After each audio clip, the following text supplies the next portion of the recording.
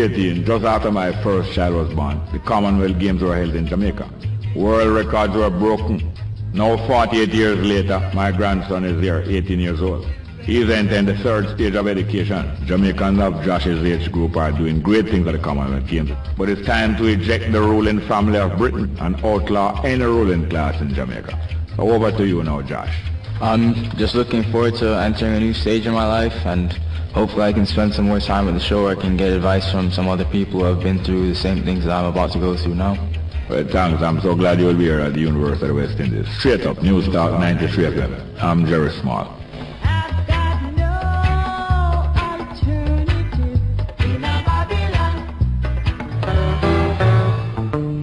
Good morning. Welcome to Straight Up for today.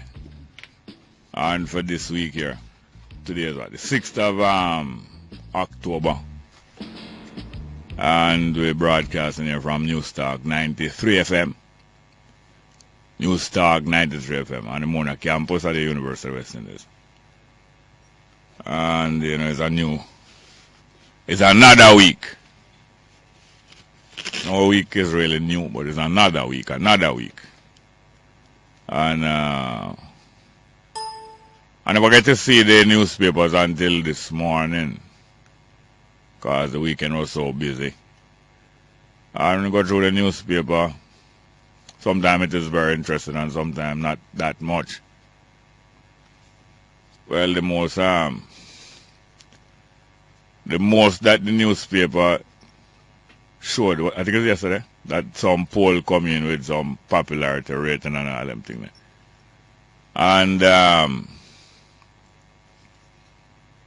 And if what people say was really true, or if what people say was the whole truth, you know, say, dog would continue. Young people suffer for a longer time than necessary. Because the crazy glue look like it not holding. Crazy glue, you know, crazy glue. I think it's Mr. Hassan. It's last week I hear about it, because plenty of time I hear about things late. Last week I heard that Mr. Hassan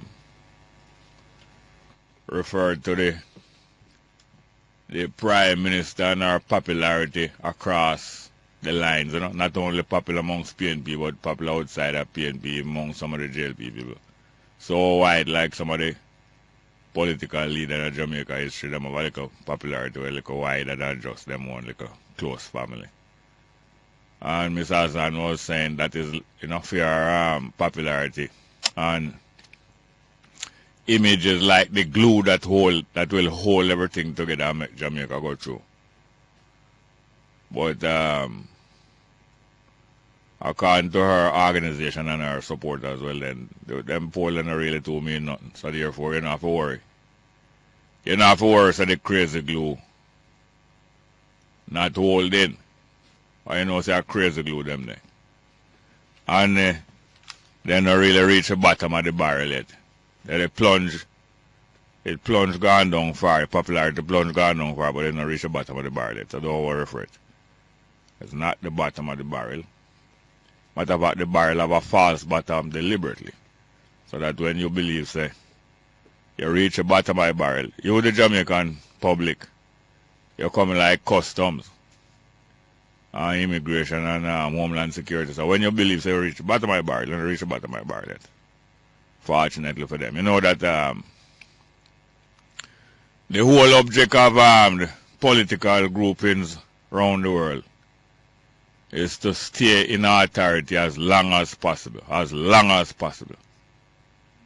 Political groupings around the world. That is the nature of political groupings, that either to pursue authority if them don't have it, and some put it more raw term, pursue power if them don't have it, and once them get it, to keep it as long as possible. And the main powers them are after is the authority to demand payment. Authority to demand payment from anyone who reaching the territory that they have authority over and around. Anyone reaching the territory that they have authority over and around, them have authority to demand payment. So whether it's taxes or whether you're coming into the country, you have to pay them some money for coming. Or if you're coming out of the country, you have to pay them some money for come out.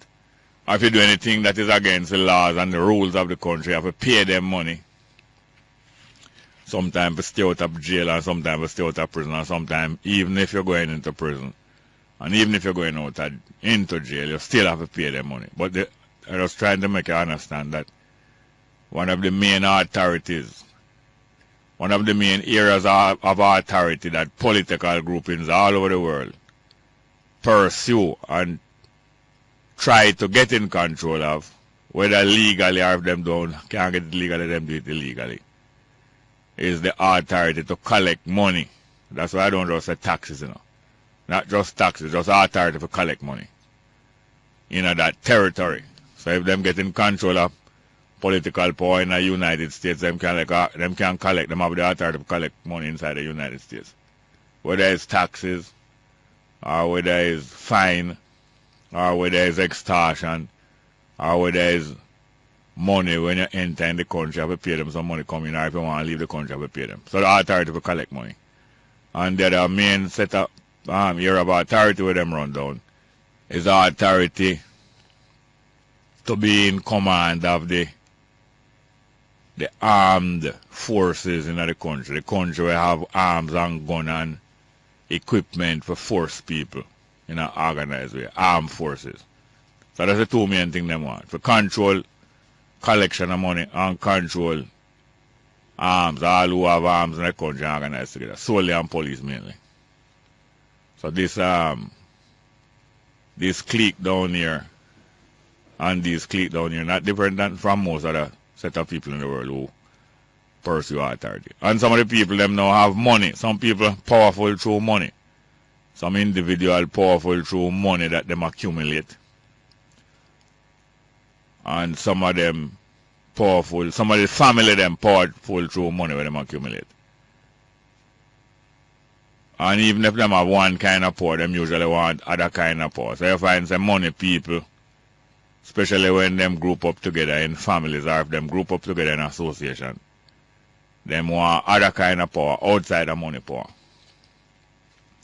So them end up linking up or taking over political power, or linking up with military power and taking over military power. And most of the powers them.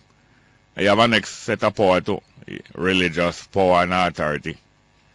So the religious powers and authority, most of them usually keep in good relationship with political power and authority, money power and authority, and military power and authority. And them the powers usually link up to control the territory and have control over the majority of people who do have much power, because them don't really organize and link up together. Well, human being, the nature of human being is nature of human beings include the need for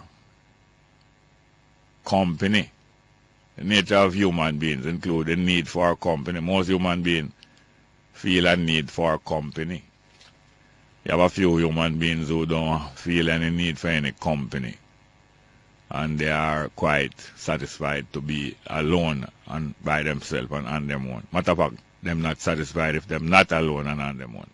But most human beings, the nature of human being as a rule, is to include the need for company, and that company, the company that the human being practice along with other human beings, whether one or more human beings.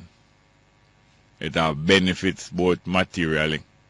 Well, the material benefits are easy for you to understand, and most people know of those without anybody reminding them of them.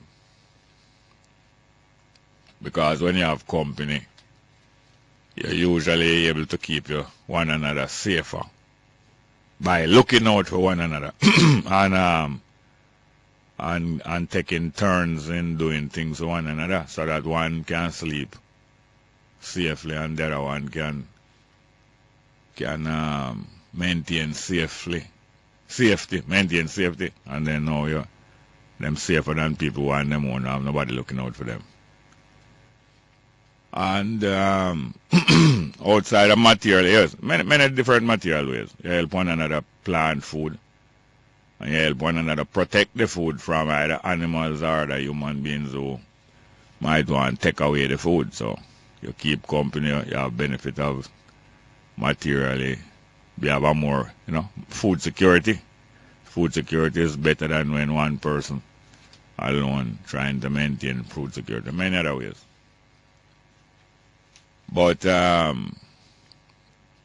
apart from the material benefit of company is the spiritual benefit. Because say, outside of material things where you can touch and hold, there's other strong and powerful elements to life. It's not only material elements to life. Just as just as real, but not as visible and touchable. So human being benefit from the spirit of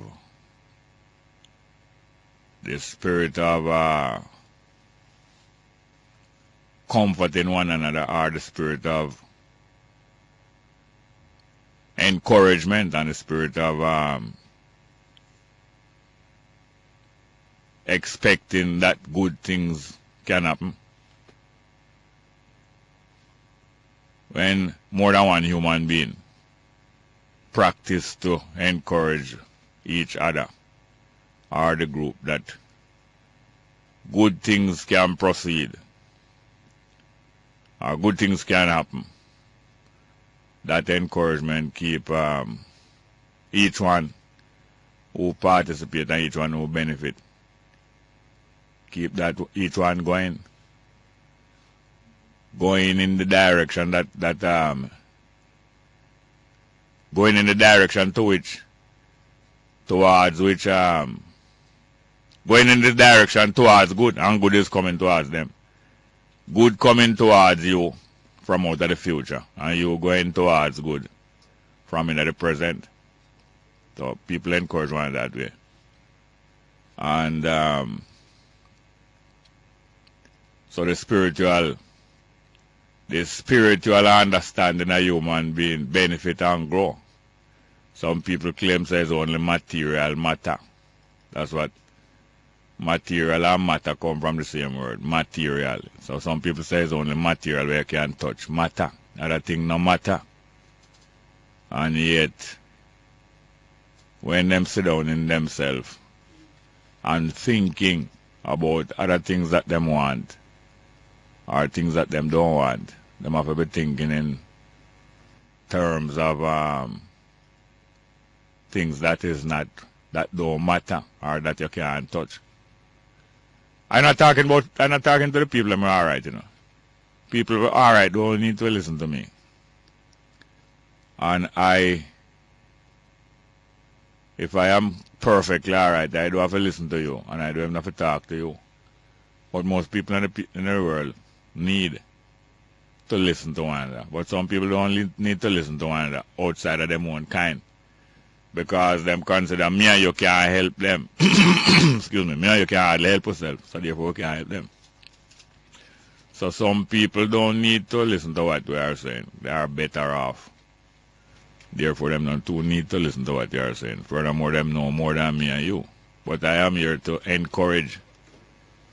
I am here to encourage people who are not that well off and who need other people and encouragement from other people.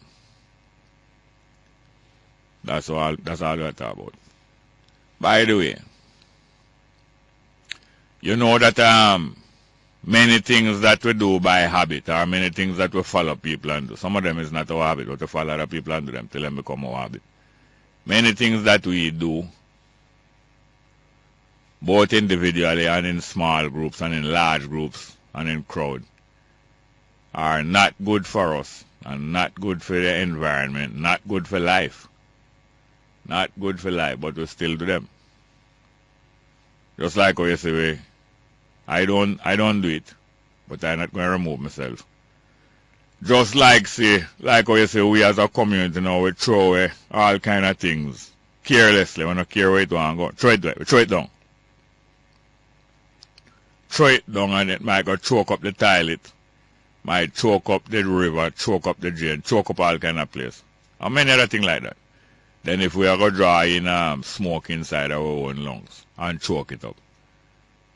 If we don't care about our own lungs, if we as a habit don't even care about our own lungs and we're willing to throw things inside and choke it up, how much more we're not going to be to care about no river and no gully and no toilet. Especially if you go to toilet, you don't live there, just passing through. You throw anything in the toilet and choke it up. You don't business with that. You go and left that. And you throw your box out of the car. You're in a car. And throw your car nice and crisp. You say, boy, I'm not keeping all food box in my car. Throw it out. And you know business about that. So it's not a surprise if you throw that out through the window. Out of the window of the crisp car. Throw it out of the window of the old car. Throw it out of the window of the crisp car. Throw it on the road. You don't care neither. Because you don't live there so. And so if we draw in smoke into our lungs, and drawing other things into our bodies that is poisonous, but we don't too care because it's not going to poison it immediately. Not surprising if you do worse things with the environment or other people's yard or other people's toilet. But all of those are like suicide. So you say, although you might puzzle and say, boy, you don't understand how people commit suicide. Yet as a crowd, and as a unit and as a group of people, we are for the most part committing suicide. And yet you claim you don't understand how people commit suicide. You understand or you don't understand? So it suits us to consider what is good and what not good. By the way, I couldn't care less who don't like what I say when I am talking something true. If I'm not talking something true, or if I'm talking things that are careless and so on, that time I would have, is about the two things don't go together. Talking things that are careless don't really go along with caring about what effect it have. But I couldn't care less. I couldn't care less if you might not like what I say. Like for instance this now. You see them people who agitate ganja farmers, future growers and all of them things and ganja industry and all them things there. Them not different from the people who make alcohol and we usually advertise alcohol, you know. And people who make cigarette advertise cigarette and claim say, but no business is a business me I do, I sell tobacco. But people are going like say them different. I couldn't care less and not looking up popularity amongst you. All of it is the same. And all it is towards the same end. To make some big money off of people's habit. And I talk about saying a habit. Make some big money off of people's habit, yes? And go on like say, well, then some big righteous business you're going with. Same thing with politicians. When you boost up politicians, who you know say is a pack of murderers. A suicide you commit. But the people, them, the voters and all them way that them commit them suicide all the while. And it get worse and worse and worse. And yet the same murderers are the most skillful people in telling us it's not them is the cause of the murder. Matter of fact, them is them bringing down murder. So now, that's why I don't have to worry about whether I have no popularity or not. I couldn't care less whether you don't like what I say or not. It's not you I'm talking to. You can overhear me. I might be talking about you or about your action. Same thing applies to me and my action too. Same thing that applies to you and your action. Same thing applies to me and my action. Because I could have gone in a tobacco selling too. Or I could have gone in a cocaine trade or a ganja trade and make a whole lot of money. By the way, I heard an discussion yesterday on they running African with carbo and trashing out certain things. And all of the people there, some of them probably knowingly and some of them don't even know, including Jalani. So the Coptic movement, the Coptic business that was going on, that show up so much in the 60s and 70s and make so much money. Them was no Rasta. And furthermore, one of the great facts of them success is that especially in the 70s, them did link to the ruling government. The same ruling government, you know, where I use up the legalization of ganja to win election. That's why them gonna care whether the crazy glue now hold or not, you know. If the crazy glue don't hold, well, at least the what the gum come out of the ganja name again. The resin can't hold it together. Forgot what them call the resin. The crazy glue I get more crazy and hold things together. The same people them use up the ganja to win the next election. Use one little part of it, possession of ganja, 2 ounces. That will win one election, and then little more, the bigger legalization of ganja will win a bigger election. And the same people them would link up with the Coptic in the 1970s. As a matter of fact, one of the ministers of the government, more than one of the ministers of the government, that link with the Coptic them. And more than one of the ministers in this government here, that link with the Coptic them from that time till now. And one of them even acting a movie as the commissioner of police who was running the ganja runnings along with the ganja trader them.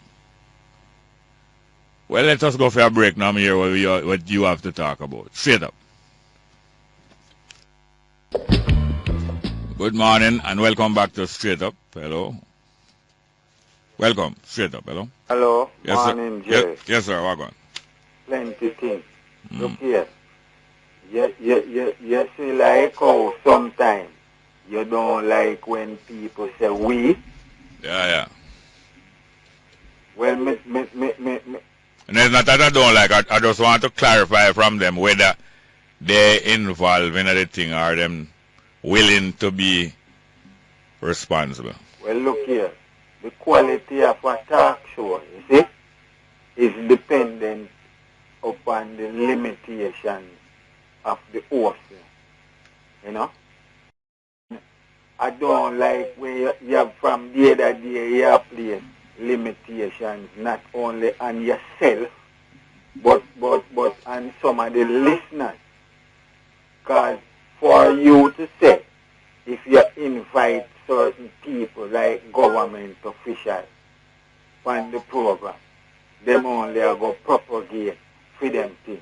That is placing limitation not only upon yourself but on other listeners like all Jigsaw, Quasi and Butter and whole heap of other people. You know? And me not really think you should have do that. Because the other day I listen to the program and I hear one, I'm not saying how we have put this now, one sly net surf. You know sly net surf? I'd clarify a little more. Eh? Clarify a little more. Trouble me, man. Yeah, man, just proceed. Yeah. I call you and I say, oh, surfing on the net and what have you. And it turned out that the whole of the surfing on the net, the information was a bit erroneous. What the topic was? Eh? What the topic was? This is, I think, Ebola. Yeah. Ebola. The person I say, oh, some new drug and them pronounce the name good to, you know, and I talk about Ebola. The same discussion about the 27 and the 2%. Yeah. I mean, I know how the 2% they slip you. But the listeners, them so sharp. Yeah. They never hear me I discuss the 2%. Yeah, that when the first listener call you and I point out to you, say, why the man say 2% of the 27, you know. You say him this say that, but the listeners are so sharp. That is why I say, don't place limitations on yourself, because if any minister come here, so, if you and me and Kwesi and Jigsaw, what him can't duck the whole away, you know. Him can't get away from the whole away, and him can't, none of them can come here with any propaganda to come propagate for them things. Because you is a sharp man yourself, and some way out here sharp too. You know? Yeah. Hear this now. Yeah. One of my main objects and objective is to help some people who might not yet or otherwise understand how we're reaching at this situation. Not just we in Jamaica, but human beings in the world and so on. Help us to understand how we reach in this situation without being too sorry for ourselves. Yeah, you think say, not bringing on, so look here, you see DUICR, yeah. I watching when you chop bush. Yeah. Man, bring, that go help the people them to understand, you know. You bring bush come, because somehow we have a cutlass, you know. Yeah. And that me I tell you, say, you have your cutlass too. Yeah. And if bush come, and I jump and I skip, and the whole will start to chop, you can't get away from so much chop. Yes. Bush dead. Well, from your youth, me know say it is very good, and I encourage everyone who can go through the system and get qualified and succeed and go on and build up from strength to strength.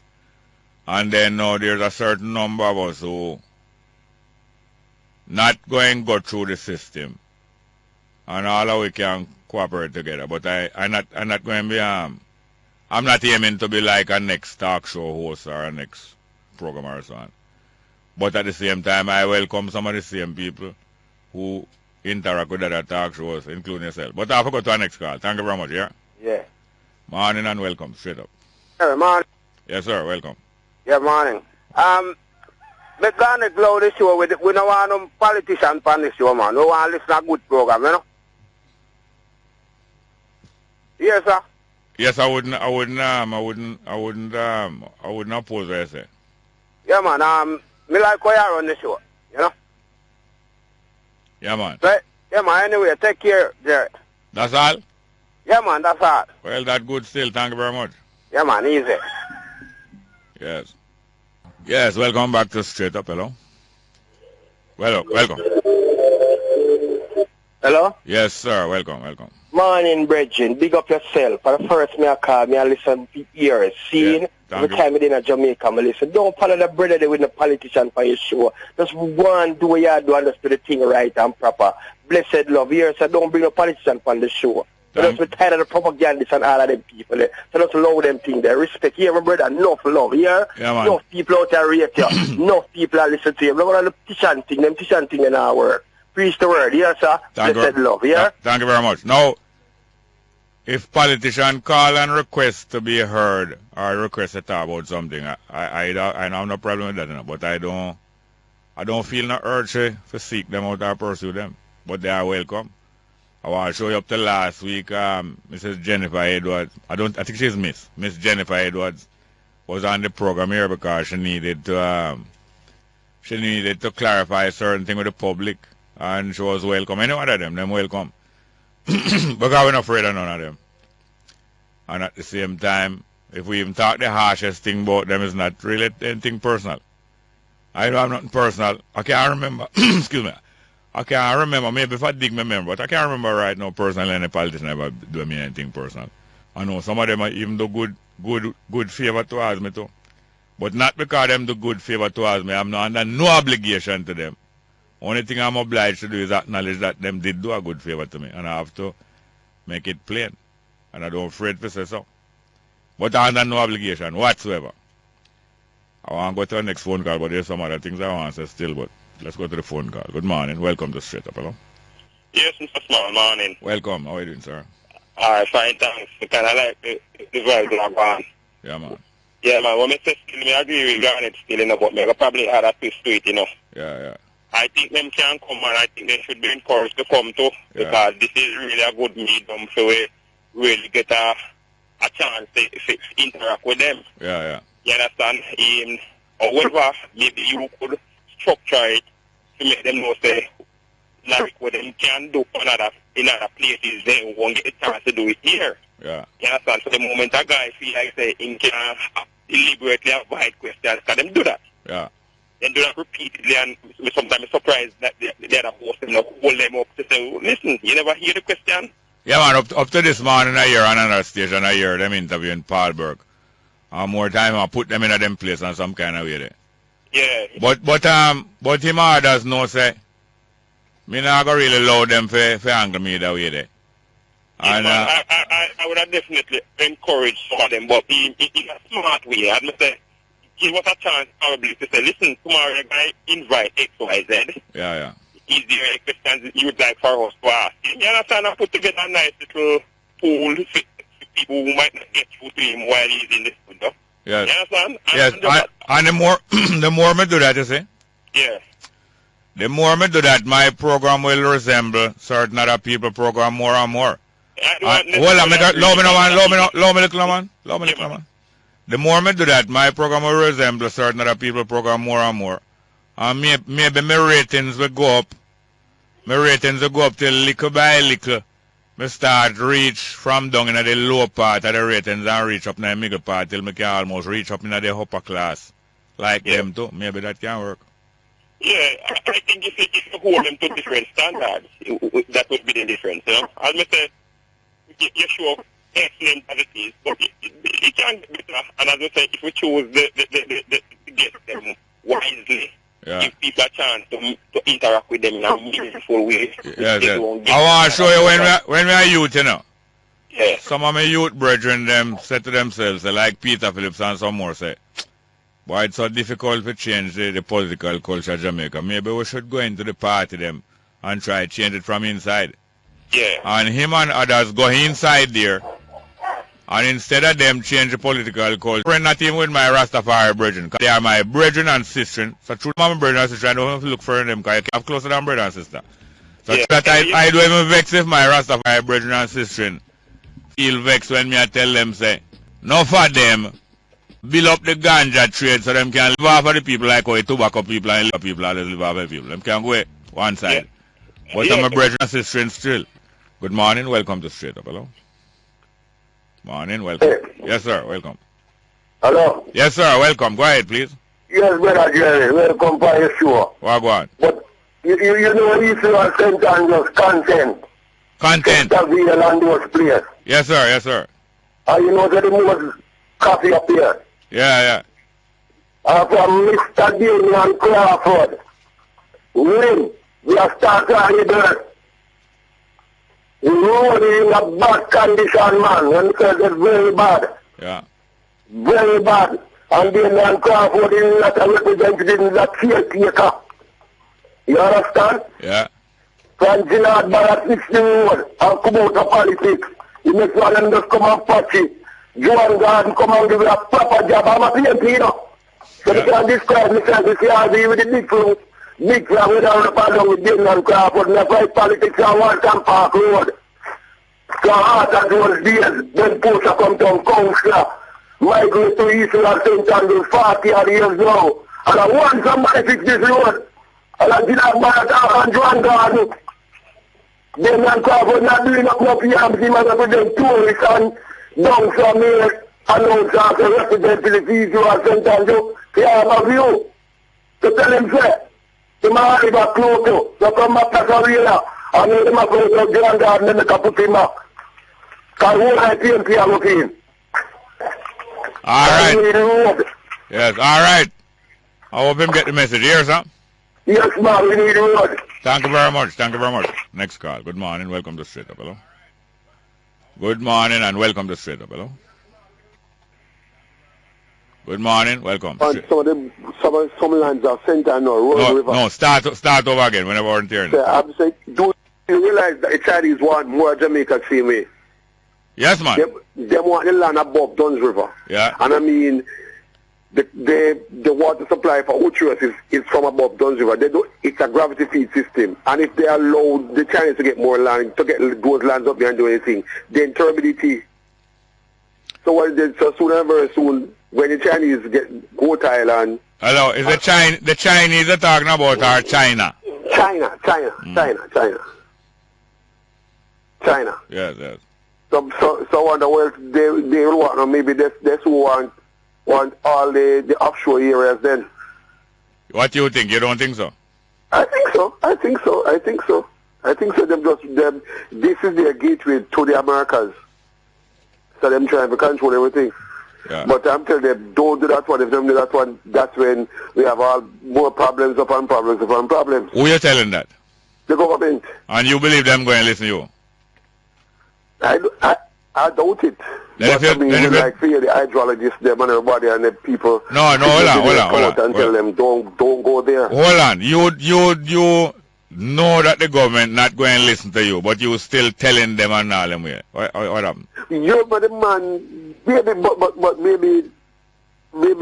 they will listen. I'm not quite certain, but I'm just making it known that we're really treading some serious, those on dangerous paths now. Like, yeah, man, with Dallas Bridge, when they put up that Bailey Bridge and the man told me supposed to say it wouldn't work. Yeah. And this missing man, the water, it just washed away. Yes, and like the man who Patterson wasn't going to listen to, you are now telling them something which you know them not going to listen to, but still, we have the man there to refer to, so when you talk, it is good, because we have you to refer to, so yes, they tell him. Yeah, you're not wasting time. Thank you very much. Okay. Thank you very much. Yes, sir. You're not wasting time. It's true. All right. Nobody no love my old lady and my old man more than me, you know. Yes, man. Nobody no love my old lady and my old man more than me, my mother and my father. But fortunately for me, from I was a little youth and I getting to understand more and more about the wider community, not just your family and the people that you buck up at school and thing. Wider community. I start to understand that my mother and father are under pressure from society. And the society where them are under pressure from, not really care for them, you know. The society just want to find out how useful them is. And the more useful that they are, the more they will reach up in a society. But if them not useful to society, them won't reach much further. So that I start to understand my mother and father nervousness. I don't care who want to feel no way when me are talking about. I say from me a little youth I get to understand my mother and father nervousness. My mother and father nervous over society and what society I go think. And I start resent society very much for society. I make my mother and father very nervous. And it don't make them nervous to behave the right way, you know. It only make them nervous to behave the way the society want them to behave. If they was nervous to behave the right way, I wouldn't feel no way because they would be behaving better and better every day. But every day them have to behave more and more how society want them behave, and this will get me more and more uncomfortable. And me a little boy when I start to understand them thing, you know. Very little boy when I start to understand them thing. Now both of my mother and father, you know, both of them father, my mother father and my father was two Garveyite, you know. So them should have more pattern Garvey. Growing up as two Garvey, children of two Garvey fathers. If them fathers did do the full amount of work what them did supposed to do on them children, the children would have more a pattern Marcus Garvey vision and the vision of Marcus Garvey and him associates, because not Marcus Garvey alone build this vision, you know. And them would be more firm now in the social structure that Marcus Garvey and them people them want to come build to replace Babylon social structure. So it's because my mother and father now turn back off of the Garveyite system. Why them are nervous over society, you know? Because either Marcus Garvey system or Rastafari or one of the other system with the African and tribal, even revivalists. Either that or Babylon. So when I see my mother and father, when I little boy and find out that my mother and father are nervous to maintain them image in a Babylon, I get wrath and vexed from your little boy. If you know, so imagine. My mother and father have to keep up appearances to Babylon. And them things make me start to understand myself from your little boy now. I did take a nervousness in my mother and father. And coward too. Coward over Babylon. Instead of them strong, in the African people, them thing where them a build up. Them coward and nervous in a Babylon and want to comply with Babylon. And me resent it from me, a little boy. First thing that make me aware is the nerves. And it a take toll upon one another because them start pressure one another. Instead of them pressure Babylon. Make I leave that for the time being. We have a phone call, eh? Play the numbers to me. We're not afraid of nobody and now look no friend of nobody. Straight up, we have a choice of numbers. 702-3470. 702-3470. 702-2585. 702-2585. 977-7638. 977-7638. Toll-free line 1-888-991-5155. Toll-free 1-888-991-5155. Digicel number 618-1823. Digicel 618-1823. Yes. Well, welcome to Straight Up. I can't finish say what I say at another time. Good morning. Welcome. Straight Up. Yeah, go ahead, please. Yes. Good morning, Jerry. Welcome. Yes, man. Portland man here again. Yeah, welcome. Not too bad, you know, not too bad. When I just recover from the chicken gun here, you know. Oh, yeah? And I tell you, say, it's bad. Yeah, man. Stay far from your radio. Stay far from your radio. All right. This is any better? Yeah, man. Go ahead. But anyway, top and bottom what me call about now, the MP. Yeah. Call immediately after me call and speak about the football field. Yeah, yeah. But let me tell you, Jerry, I've been talking to the members, the people who on the committee. Since that MP has been in power, he hasn't sponsored one youth sporting event, not one. Yeah. Since he's a manager, not a good manager, a terrible manager, I would have said. And I practice some serious, how would I call it now, garrison politics. Let me tell you how Portland run. And everybody over here know, but we're tired. You have the MP, you have the... No, you hear me now? Your radio, yeah, listen to your radio. You know, from the outside though. The home, you hear the radio. Alright, me outside of the house. But anyway, me explain how Portland politics run. And why me I say this, I want people from head office to take note of what is happening. You have the MP and his best buddy is the mayor. And then him have the come along councillor them and a one particular contractor. And a them lock the place. So listen, lock the place. There's no opportunity for nobody. Well, I'm going to tell you this now. We have to go for the 10 a.m. headline news. So call back soon, here, sir? I'll go and call you back. Straight up.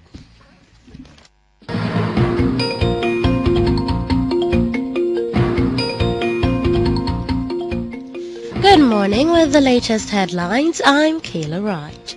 Local Government Minister Noel Arscott says he is intent on announcing new penalties next month to make Jamaicans pay dearly for littering the country. He says the stiffer fines are needed urgently as frustration is building over what he describes as the careless disposal of refuse such as tires, bottles and plastic by citizens. He says legal advice is now being sought on whether the proposed new fines can be promulgated in the Parliament while new legislation is being drafted. The bullet-riddled bodies of two unidentified men were found in the Bull Bay community of East St. Andrew last night. Reports are that the bodies were discovered in a bullet-damaged car by a police patrol team at around 7:30 p.m. The police say they are investigating the incident. And Kenyan President Uhuru Kenyatta has confirmed that he will be appearing at the International Criminal Court this week. Kenyatta faces charges of organizing ethnic massacres that killed 1,200 people after the 2007 elections, an allegation which he denies. The October 8 hearing is due to set a date for his trial to commence. The ICC had summoned him to appear to explain allegations that evidence against him had been withheld. And those are the stories making the latest headlines. News next at 11 o'clock. Stay tuned. Straight Up with Jerry Small continues. I'm Kayla Wright.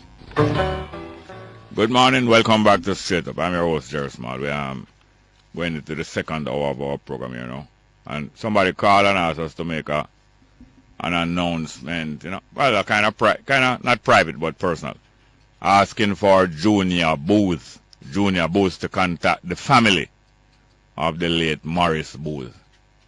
Asking for Junior Booth to contact the family of the late Morris Booth. They give us some phone numbers, but I'm not going to read out the phone numbers. The person can contact this radio station and then we'll pass out the phone numbers to them, because anybody can phone in now and get these phone numbers. And maybe it is not appropriate for any and everybody to get these phone numbers and pass on these phone numbers, because we don't even know if the person who call in know Junior Booth. Maybe the person who call in and want to get Junior Booth, the family of Morris Booth, maybe they don't know Junior Booth and they want to contact him. And you know that some scammer can out there come and impersonate Junior Booth. I don't know. Yet they might know, and they might know Junior Booth, but I don't know. So I use my discretion now and say, well then, I don't want to give out these numbers that somebody might come perform some identity theft. So if anybody know Junior Booth or anybody named Junior Booth, tell them that the family of the late Morris Booth want to contact Junior Booth. And this radio station has been asked to make that contact, and therefore them can contact New Start 93 FM, and then now we get back to these people and see what is appropriate. And a little more from this, we're going to have Dr. Knife here, Dr. Knife, who is going to deliver the Walter Rodney lecture this year. So we're going to have our guest, Dr. Knife, a few minutes from this. Going to tell us a bit about the direction of the Walter Rodney lecture this year. Good morning. Welcome to Straight Up. Hello. Morning and welcome to Straight Up. Hello. Good morning, Mr. Small. Hello, ma'am. How are you doing, ma'am? How are you, sir? Fine, thank you. Mr. Small. Yes, ma'am. I want to get some understanding from you. Yes, ma'am. And I want you to help me with this. You see? Yeah. Jesus said, this is my body. Yeah. Which is a part of me, to eat, and often as you eat it, until you remember until I come. This is my blood, that are the wine, often as you eat it, until you remembrance of me till you come. Yeah. But you have good and you have evil. Copy now what the wicked use for the remembrance until the devil come. Tell me now, I don't know. What You see when the people them kill people? Yeah. That is what they did. And the people them who really eat people for true. And Mr. Small, there's a lot of things going on where people I don't open to it and understand. Yeah. And we need to understand about in the wicked life, and we need to understand about in the good life. You is a man just like a Christian person. Because if you're wrong, you tell us we're wrong. And if we are criticized, you say we must not criticize.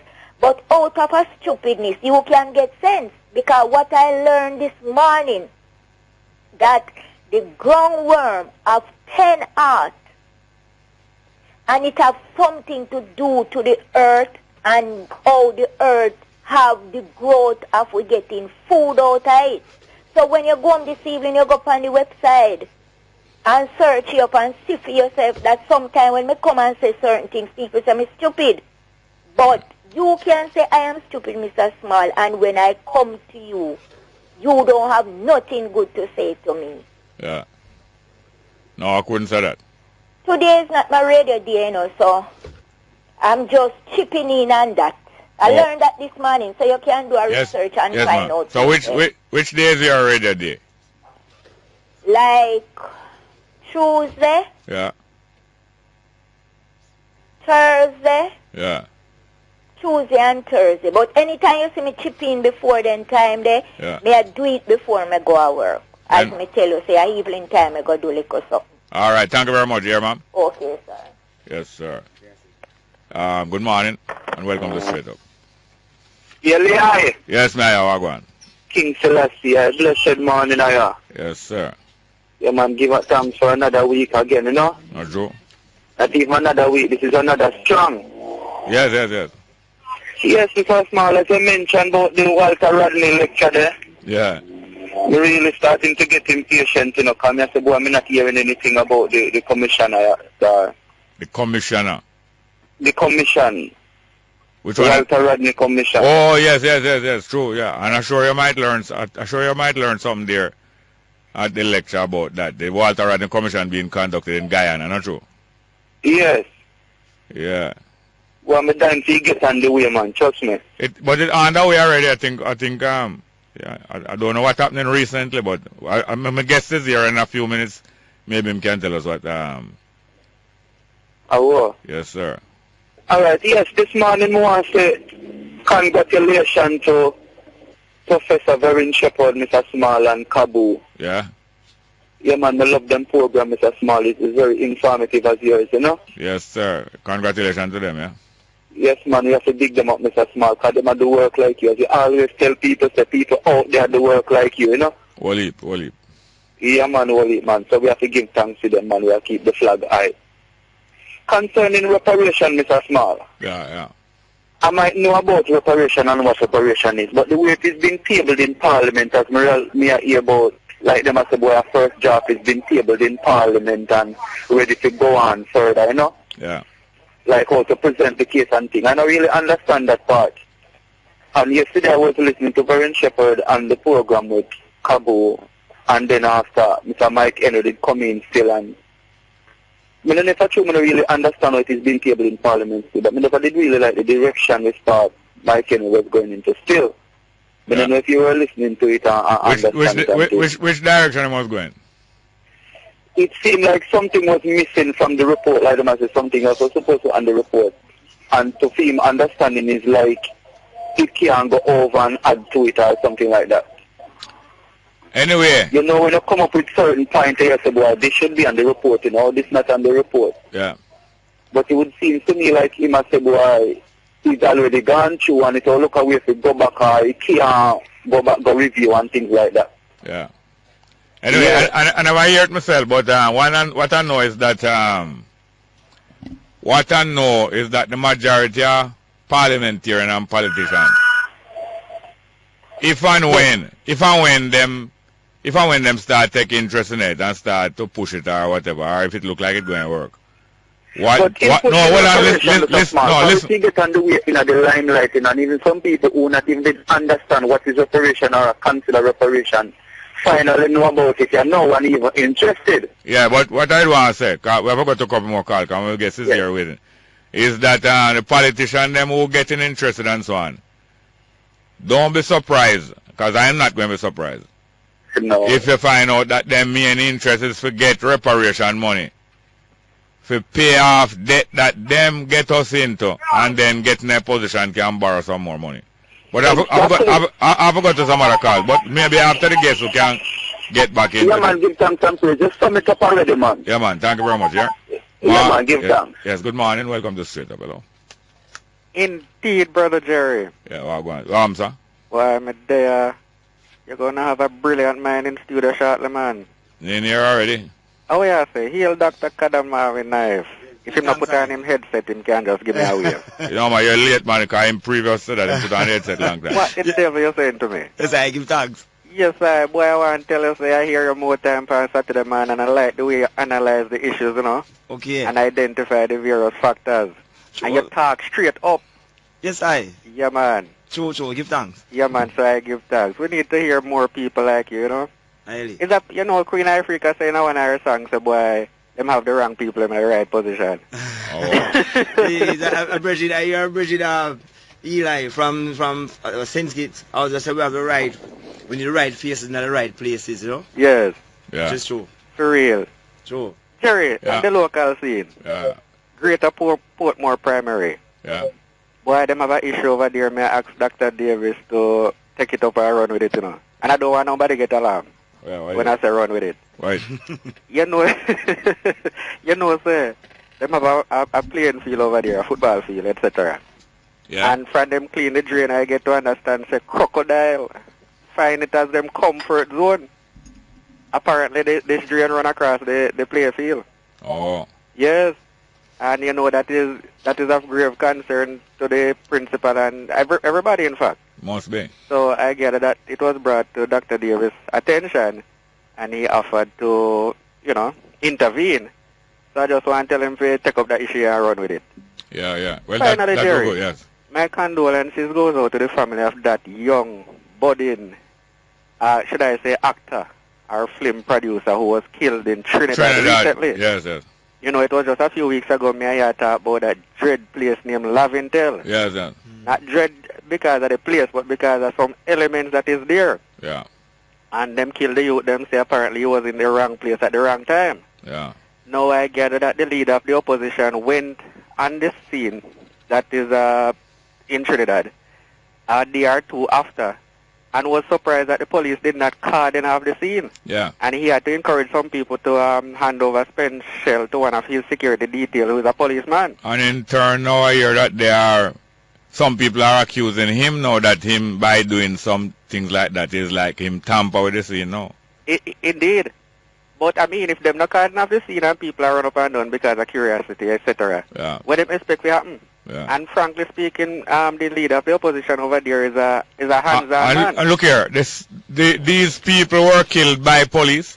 Well, that is the million-dollar question now. Yeah. Because what happened, recently a soldier was killed while off duty. Yeah. And there are some people are speculating, as a matter of fact, a lady in an anonymous interview with the Trinidad Guardian is alleging that these could be members of the security force over there. Yeah, that's what I want. Look here, find out some more about it and tell us soon, yes, sir? Indeed. Thank you very much. Good morning. Welcome to Straight Up. Hello.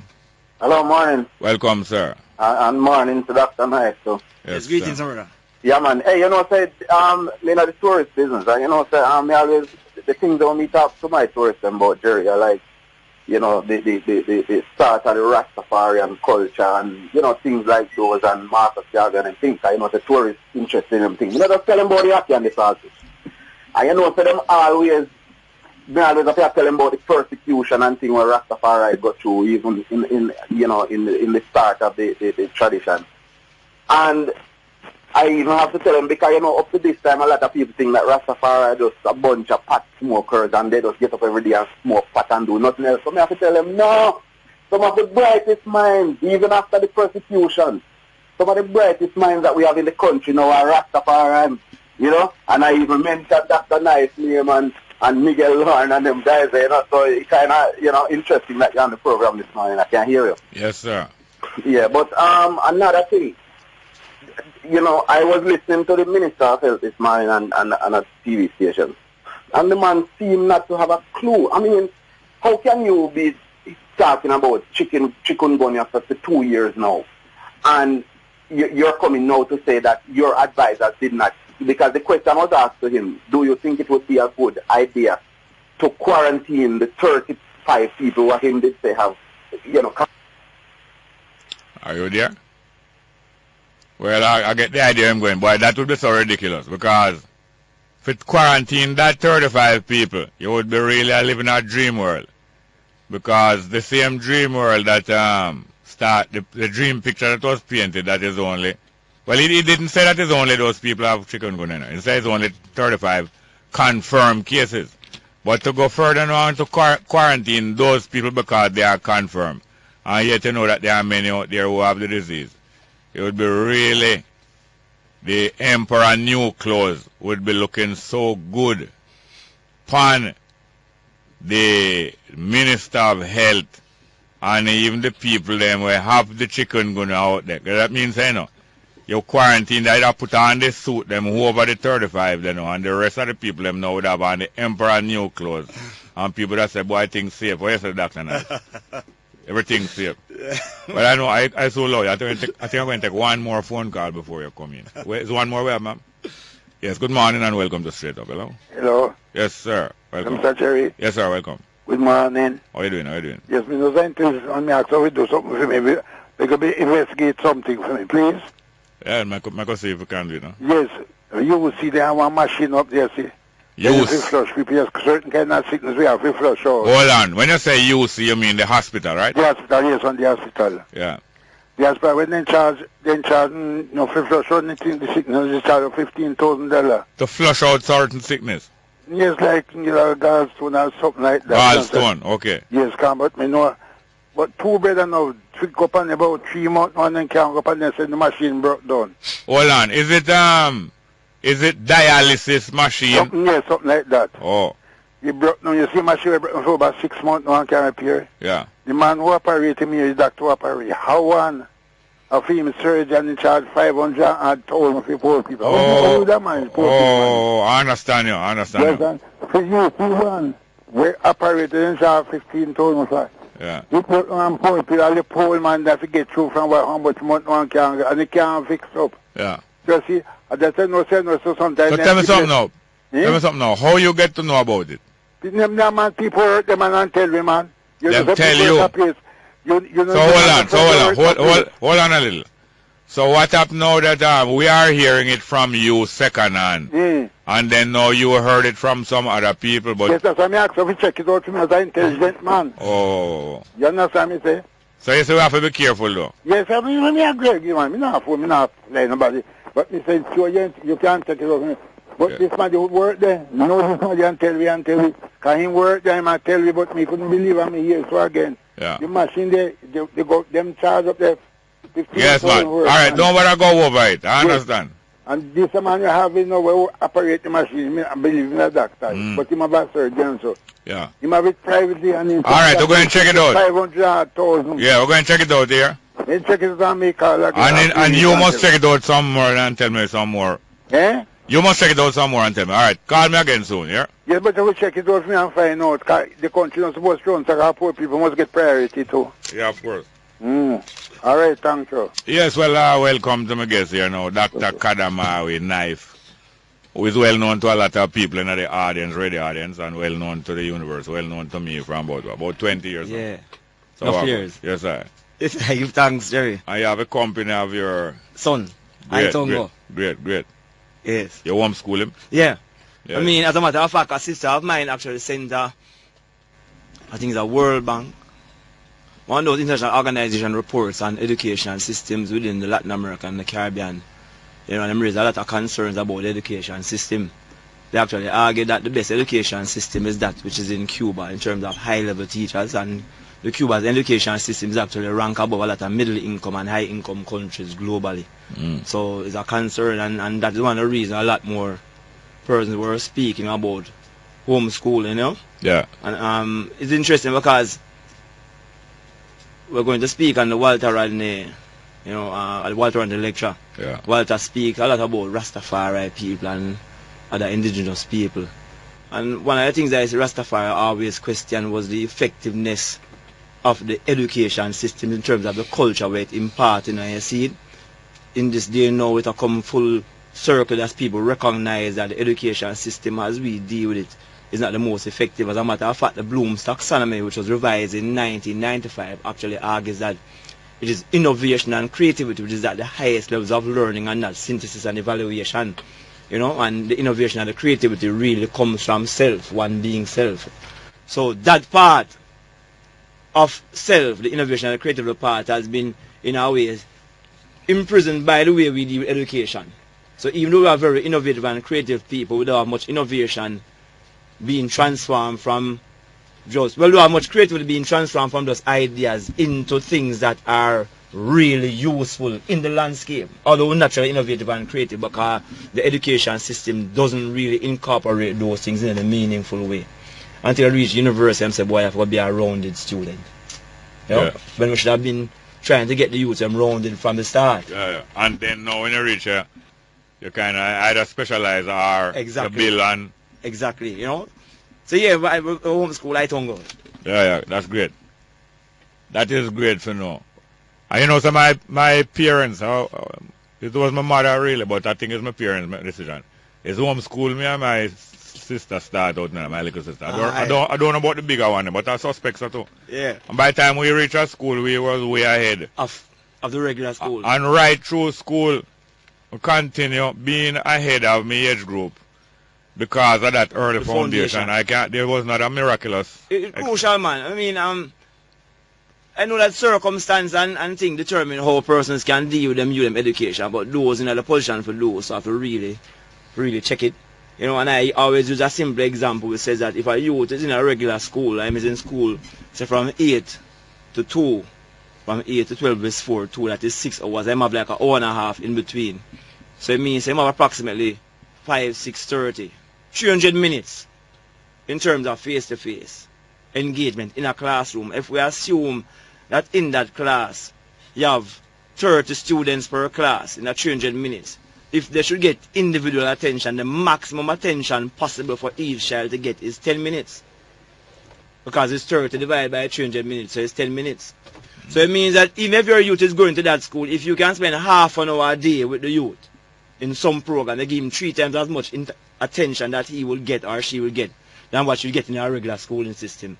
So any kind of schooling in the home is extremely important, you know. And so even when those in the school realize that the school system can't do enough, and I'm saying to our parents, but we need to help out with the youth education and recognize the importance of this thing. But the reality don't allow us to do those things, you know. You go to grow like where I grow in a jungle now, film parents so stressed in terms of funding, have to go up on the work, seeing them go on the work to try and make some money, get them school into the public system. The teacher is so frustrated because she don't get no good pay, plus she have her own problems in her yard for sort out. So it's a whole frustrated dynamic. And at the same time, you still have to applaud even the teachers and the parents who still have to do it, because amidst the lack of resources, them still doing these positive things. Because check how much youth who still coming from these communities who excelling educationally, you know. So even though the system set away, and I'm saying homeschooling, even in that bad systems, some persons still making it work. You know, but does that half an hour again, addition to what is being done, I think it can give some really serious outcomes to the country. Yeah, man.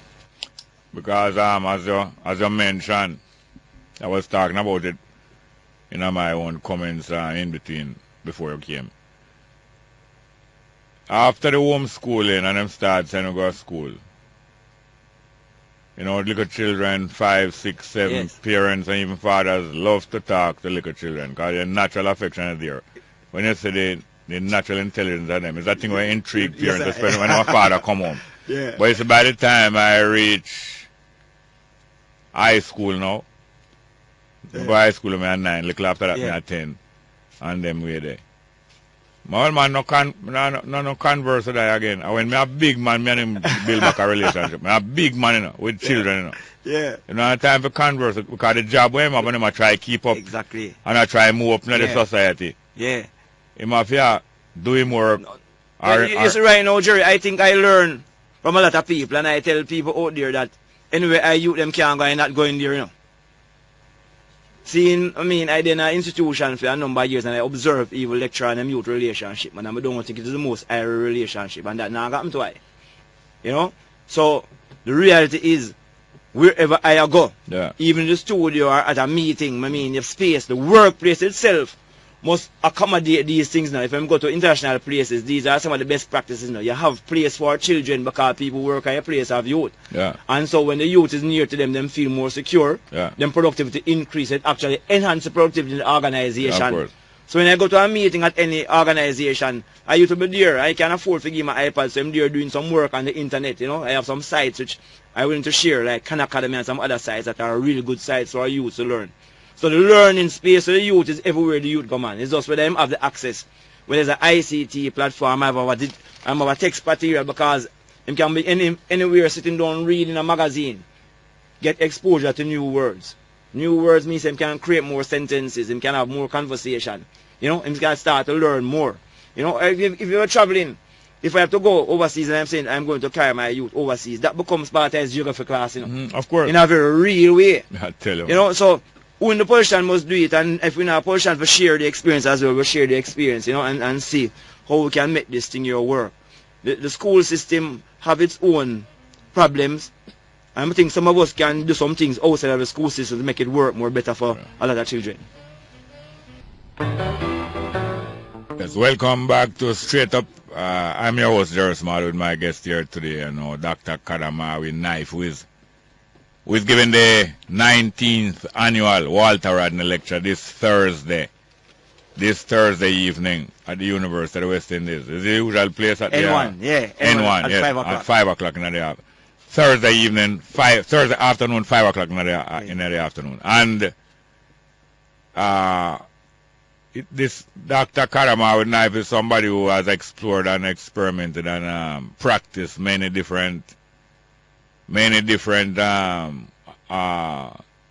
endeavors and exercises in development, both economic and otherwise. Yeah.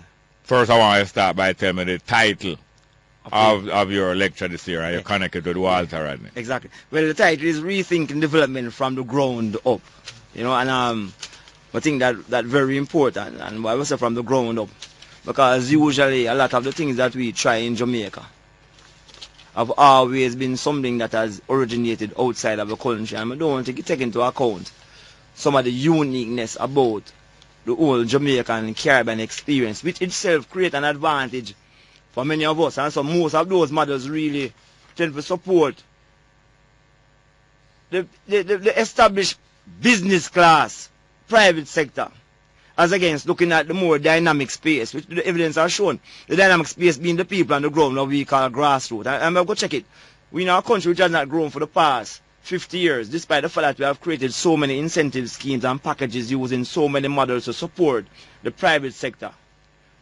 No growth for 50 years, but yes, we have seen a lot of material advancement in the country. It means that there is a space in Jamaica that is generating significant amount of wealth that is actually flowing into that same private sector space. That space is a space that we're saying, well, we're actually grown with. That's the part him saying grounding with him, grown with the people on the ground, trying to get a real understanding of how this thing here work, what they do, you know. And so sometimes when you're speaking about a person, it's best to let the person speak for themselves. You know? So I just want to read something quickly which give you a kind of context in terms of what the bridging mind was like. He has said at the end of his document, which he write, Grown My Brother, said, "Now we have gone through historical experience through which, by all accounts, we should have been wiped out. We have been subjected to genocidal practices, millions raped from the West African continent, a system of slavery in the West Indies which was designed to kill people. The documents are there. White slave masters used to conduct a discussion. They said, look, we have some blacks. What do we do with them? It is better to let them grow old and work for us for an extended period of time, or should we let him work for a specified period of time, work him so hard and let him die and buy a fresh slave?" And the consensus of opinion was this: take a prime African black, work him to death in 5 years, and you make a profit. So the system aimed at killing us out. Now the next paragraph he argues, now not only have we survived as a people, but the black brothers in Kingston, Jamaica in particular. And he said Jamaica in particular because remember that Walter is a Guyanese who came to Jamaica, did his first degree, went away, did his PhD, and came back in about January, yes, 1968. So he said Jamaica in particular, these are brothers who up to now are every day performing a miracle. It is a miracle how these fellows live. They live and they are physically fit. They have a vitality of mind. They have a tremendous sense of humor. They have depth. How do they do that in the midst of the existing conditions? And this is in 1960s, you know. So it wasn't an easy kind of time. And they create. They are always saying things. You know that some of the best painters and writers are coming out of the Rastafari environment. The black people in the West Indies have produced all the culture that we have, whether it be steel band or folk music. Black bourgeoisies and the white people in the West Indies have produced nothing. Black people who have suffered all these years create. That is amazing. So these are the things you learn when you are in contact with our people. Now you see, that kind of statement which Walter concludes his writings on ground with my brother with, I think is extremely important because it give you an idea of the kind of situation that we found ourselves in and how do we use our innovation and creativity to do so many things. Yes? And remember, I know, with the operating the context where them say that there's high levels of scarcity and that they like to let people think there's the fittest and the fittest survive. Now, if we have gone through that kind of thing and what they say is true, it means that naturally Jamaican and Caribbean people are amongst one of the fittest people in the world, mentally, physically, and spiritually. But we continue to neglect and deny the things that emerge from our people, still looking for our solution outside of self and outside of the Caribbean space. Not that something outside can't work, you know, but it must be grounded. We tend to cut and paste. Now, when I review some of the work of the people who Walter would have been amongst, you know, I matter about Rastafari people, and I look from Bedward through Marcus, through Howell, through Claudius Henry, through the Bobo Ashanti, you know, all of the movements that emerge. I realize that those persons that he spoke of a certain kind of mission in terms of how do they transform the lives of themselves and the whole nation, black nation. And each of these things had some kind of enterprise activity associated with it, which would have supported these missions. Now, my area of work is social entrepreneurship, and I'm saying that what I'm doing is nothing new from what those persons are doing. I might have some more models and framework, but that's exactly what they're doing. And we'll continue to use excuses. I remember that in the University of the West Indies, you know, many persons rejected the ideas of the plantation economists, who I know Walter would have actually engaged with as well. You know, you talk about Bess and Beckford and Levitt, and they argued that they need to destroy the entire plantation system. That is what they argued. And their work were rejected by their own colleagues in the university. By 1972, the plantation school was no more. And many of those colleagues embraced leftist and semi-leftist dependency models and different kind of models, which have not worked in the country in any real kind of way. And their excuse that say you couldn't model these things. You see, the truth is these things can be modeled, man. The reality is many of those persons were way ahead of them time, and it is just now today that scholarship is catching up with the ideas advanced by those brethren from 30, 40, 50 years ago. And even persons who were practicing these things before. And so in the lecture I want to actually present one of these models to let people recognize that the things that we have said and done as a people in surviving. All right, which one of the models you want? I am going to look at what we call social entrepreneurship. You know, and the social entrepreneurship model is one which says that the organization, the entity, the being is mission driven. You're driven by a mission, but you recognize you can only sustain what you're doing through the establishing of serious enterprise. In other words, the mission is to get back the African people and survivors in Jamaica upon them foot. But if it don't have an economic function, it can't sustain. Can't survive. No, it can't sustain. Because down to the church, them have economic function. Exactly. Otherwise, they wouldn't take up collection every time. And I tell people that the church have a very serious kind of business model because they offer you value. Yeah, which is not service. Yeah, but the value is not tangible. As a matter of fact, the ultimate value is not even something that you will consume while you're alive, but people continue to invest in it. Yes. So you show you the skillfulness of the church. You're buying futures. Exactly. Exactly. You're really investing in futures. You know, so people must realize all these things are model, but we have not spent the time to look at the things that the people have done in a real way. But importantly, a lot of these ideas are now being absorbed by some state organizations. So SDC is now saying that we can't go into a community to just run a community program. It has to have some self-sustaining element, which is an enterprise component. You know, and if you look at how the groups of people have operated, because we're not getting anything from people, always have some kind of business in the mind. But I think the key thing is for us to realize that many of the solutions that we seek externally are actually here. And many of the things that people apply internationally as models that they use to run their country are actually here as well. Many persons... I'm going to look for something now. Yes. I meet you up in this area because you was at the university. And for a long time you be in this area. Yes. After teaching this, that, and the other. And I live in this area when Walter Rodney come to Jamaica. And yet in this area now, August Town and the environs is a free village where people set up. Yes. How much land availability is there in this area? The land there, you can be kept up beside on the hillside. Exactly. And now our brother will build up all the community. But it get mashed down by political operative, the way how it was going, you know. Because them said this thing are going too good for them, not in control of it. And them actually use gun and them kind of thing and kind of disperse that mashed up, you know. Exactly. But there's a look on the whole of empty hillside, whole of land.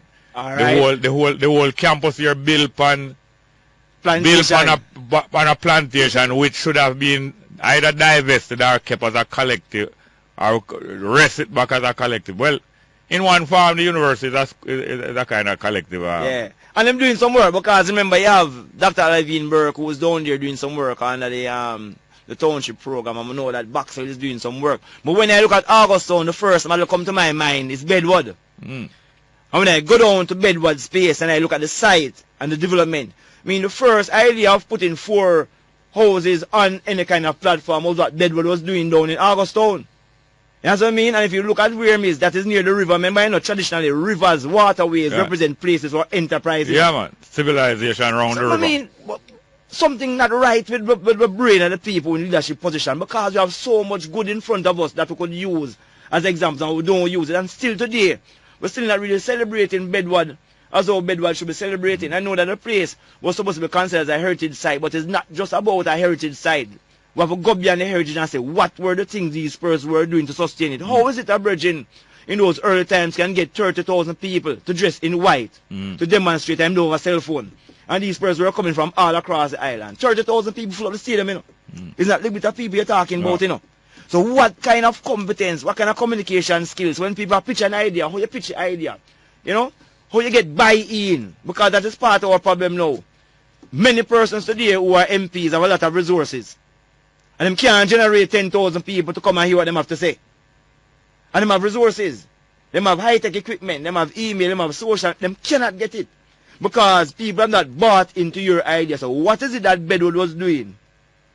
In a time where communication was not as advanced as it was today, is today. How could he have gotten those amount of persons from all over the island to buy into that idea? So much so that it becomes a threat to the status quo. But I must go and learn. I mean, this is the one, but I don't need to learn about Marx. Why am I not learn about Bedward? You understand what I say? Why am I never learn about Marcus? Now every day me hear people talk about the bridging from the Grameen Bank. And I do applaud the work of the bridging from the Grameen Bank.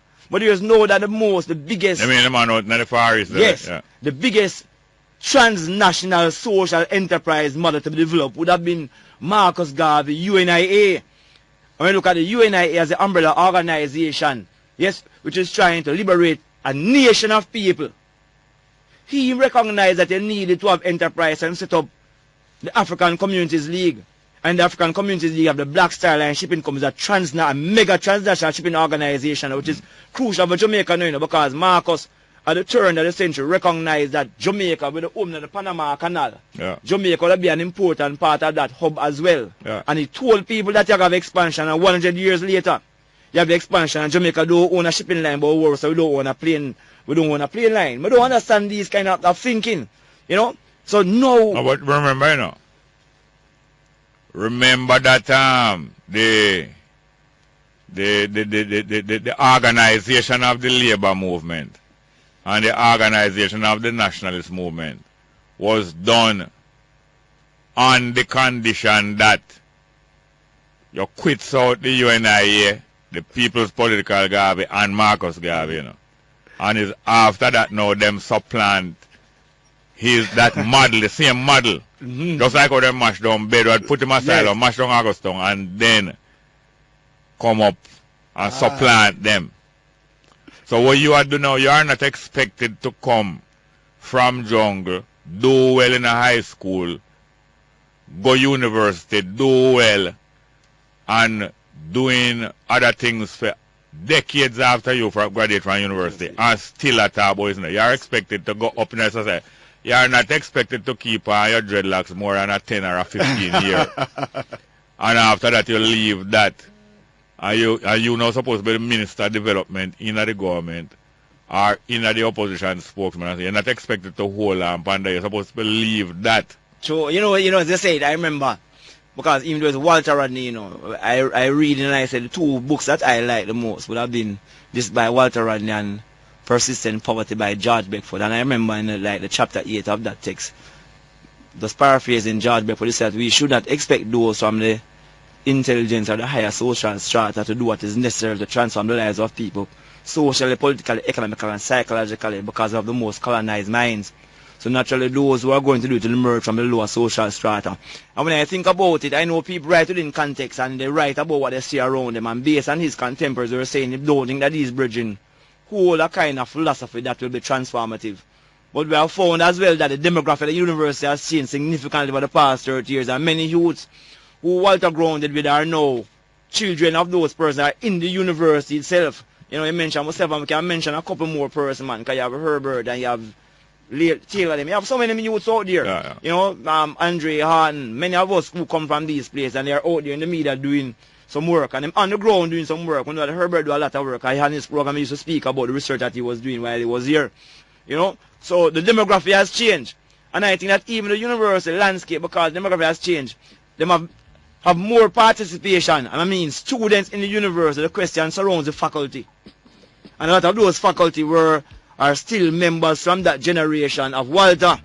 So even though there might be an increase in the grounding, it's not the population that we expect to drive it is doing the grounding. You're right. Once we get some education now, once we say move up a kind of social ladder, and that itself is a part of the illusion, you know. I mean, the purpose of education is to serve man, and to serve one's people. Well, if you not do that, it's almost like a betraying your own people. Yes, if you want to get the whole lecture, you have to come Thursday evening, 5 o'clock at N1. Thursday evening, 5. So we just whet your appetite. And when we say wet, you know, we don't mean say we are moisten it, you know. We mean say we are wet it, which the original word is sharpen. Because you wet it, you wet your knife. Yeah. As a whetstone, you sharpen it. Well, hear this now. When Walter Rodney come to Jamaica, one of the first things him write in him book them. Because people say two things. Recently, Carlin Cooper had to correct the Walter Rodney Foundation, which I think based in Atlanta. Because they put out a statement that, you know, the term that Walter Rodney coined, groundings, and she had to correct and say, no, this term was there a long time. And him say it as well. Yes. So when him came to Jamaica, and him write it because people were saying from that time, him say, when I came to Jamaica, I did not start anything. I joined myself to a group of youth who was doing something. Yeah, and I as youth now, most of the teenagers, was linking ourselves with some work where Haile Selassie did start in the 30s. Yeah. And then now, when him came, him found us doing that, him saying we help us because I'm just coming from Africa. Him have experience teaching, not only that him had experience in the liberation front, even militarily and physically he was there. Exactly. So him start help with. Him said to we, within about 2 months, him said to we, say, why you youths don't form an organization? Because you are the most active and outstanding group of youths, I say, in Jamaica, in the African struggle amongst Rastafari. We say, well then, we not start nothing. We are wait for reactivate the Ethiopian World Federation that Haile Selassie did activate in 1937. Him said to us that the federation is a dead thing. I don't blame him. Him said it's a dead thing because it was largely dead because people had taken it over. Anyway, within a year and a half of him start to help with January 1968. By August 69, a new branch of the Ethiopian World Federation come check we up in the youth student. Them come check we down a bed down in August now. Yeah. Because enough of we live down there. Myself, Peter, lives enough of we. Them check we down August and don't find me. And them send a message up to student union and find someone. When we gather up and meet them halfway, right down at the play field there. But finally we link up with them. And most of it did become very active in night. Later on it took on the name. It had the name from before, you know, but it never put it forward. Little more it took on the name, the 12 tribe of Israel. Okay. Just like how you had name about Bedward, yes, UNIA, Howell, and the whole of them movement coming up, had an economic activity to keep it going. So it was the Ethiopian World Federation, Charter 15, and the 12 tribe of Israel. They have the same kind of communal drive, you know, and communal decision and economy and all those things. Exactly. There. Some of them privately own like the bag industry, but it's brethren around town. Some of them commonly own in common. And it go on bubble. And then 1977, you know, 8 years after the whole of it come together and the thing really start grow. the organization by and large shut down most of the activities that used to keep it going bubbling. That is why you only come here. Well, you come still 12 tribes, but you don't really see it in the full flower. Yeah. Like, they never wonder about that. So why? No, tell me, I ask you. Yeah, but when you come here, how you did come here about it? You come from concrete jungle, yeah, man. And that's how we did there. When the thing really a bubbling. Before the jungle build up, you know. Top jungle, man, I know the exact space when you live. As a matter of fact, we have a local farm right at that same space right now. One thing, when I observe Rastafari, I look at the 12 tribes and I say, in terms of business, the 12 tribes seems to want the ones who are most focused on the business enterprise. You know, but I also know that a lot of the ones who were in the 12 tribe movement were some of the ones who also become engaged in the political movement as well. And so, what I think, as always, as I see how politicians operate, even on the campus, once politics becomes a part, I think that becomes a real problem. Once partisan PNP, JP politics becomes a part of it, will become a real problem. Because, check the origin. You mentioned Marcus starting the first political party, and those parties emerged as a response to what Marcus was doing when Norman Malik came as a Fabian socialist, and him and them people doing them thing together. And the US coming again, and by 1941 them create a next party with the aim of really, as I say, suppressing what Marcus was doing. Even till this day we can see still suppression. So I'm saying that is the infiltration. I'm see it happening in the rest of them. Currently, you know, some people are really careful, you know. Because I see it happening in Rastafari this day, you know. And as you would grow in Rastafari, you know, and say, watch a man, we don't join politics, you know. It's non-aligned movement. We align ourselves with the people on the ground. We align ourselves with political parties. You don't mean say in any confrontation with anyone. You don't have time for war because you have time for try to sort out things amongst the people. Anytime the national partisan politics come into this thing here, it becomes and I think it's the same kind of thing. Now many ones who leave the church of Rastafari and go into politics, I don't see them still maintain that kind of philosophy where I want to talk about collective security and self-reliance. Well, come like you was here in the studio doing it first hour.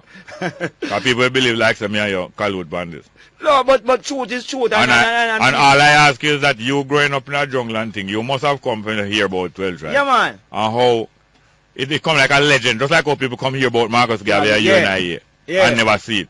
I say, I know you come although you still say 12 tribes, mostly entertainment and that. However, I know, I can tell you, know, so there's a positive move emerging again in the 12 tribes in a phenomenal way. Can you see?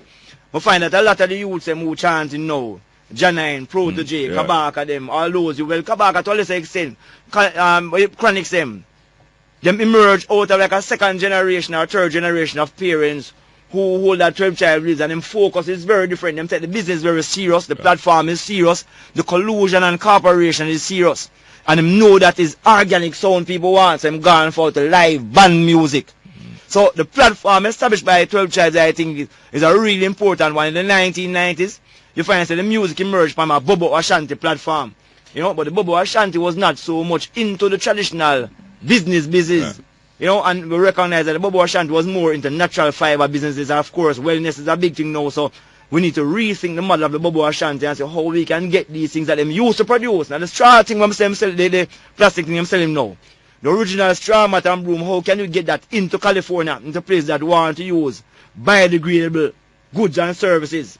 Whether it be for aesthetics or for functionality. You know, so the Bobo Ashanti rise in the music. Show you like Sizzler, but them stay in the music.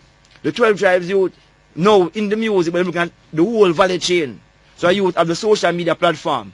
Them streaming them thing, them doing videos, you know, them into merchandising, them doing so much thing. But there's a lull. Yeah. I think it's the 80s kind of. I say, Jerry, that's important that Virgin like yourself and other, what we call ancients, dear at the lecture, because while I can bring certain things, there's a reservoir of knowledge that I can bring to the discussion, which I think are going to make the thing more rich, you know. And so, people must realize that the lecture is not about persons who are here in the university, you know, because sometimes we behave that way in the university, you know. Lecture is for real people on the ground. We have real people here as well, yes, but I mean people on the ground who have things to say. Because it's in the exchange of the information that all our grow as, you know. So I'm probably in a position where I can use... And this was the key about Walter Rodney, you know. See? Walter Rodney was determined to link the campus with the outside and the outside with the campus. And him get a hard fight in here, but him did succeed. Yes, I mean, you can see the evidence of it, man, even though we still have built some high wall and appear enough security, you know, but I see the transformation in the population of the universities. And many of the programs that we have, for example, in our program that we run, we have over 500 students in the street every semester, writing business plans and proposals and strategic plans for our organization and community group. And when I evaluate the work, it's $60 million Jamaican dollar worth of work, and it is one program. You have Olivine Burke, you have Shilling for them, you have Box Hill, you have Taylor, many of us doing many of these things. You have over 100 odd groups, clubs and societies in the university who are there doing programs with different groups in the communities. So you can see the evidence of that culture of knowing that the function of the university is to support and serve the population. The university is a public institution, it's a private institution, you know. Youth have a right to be here. It's not a favor we're doing people. It's for them place, you know. Moreover, many of our ancestors die on the campus, man. Go by Taylor and can see the burial spaces. Yeah. That was the burial ground for people who died during enslavement. So it's not like he's a visitor right here. And so come to the presentation. Yeah. More important than more, you bring your mind, because we have too much ideas that we don't get a chance to share, you know.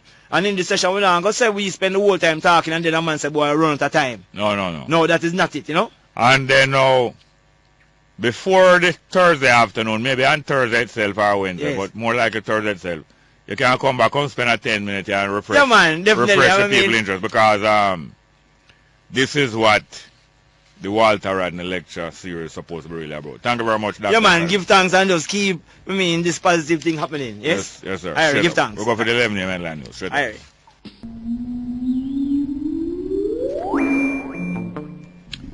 Yes, welcome back to Straight Up. I'm your host, Jerry Small.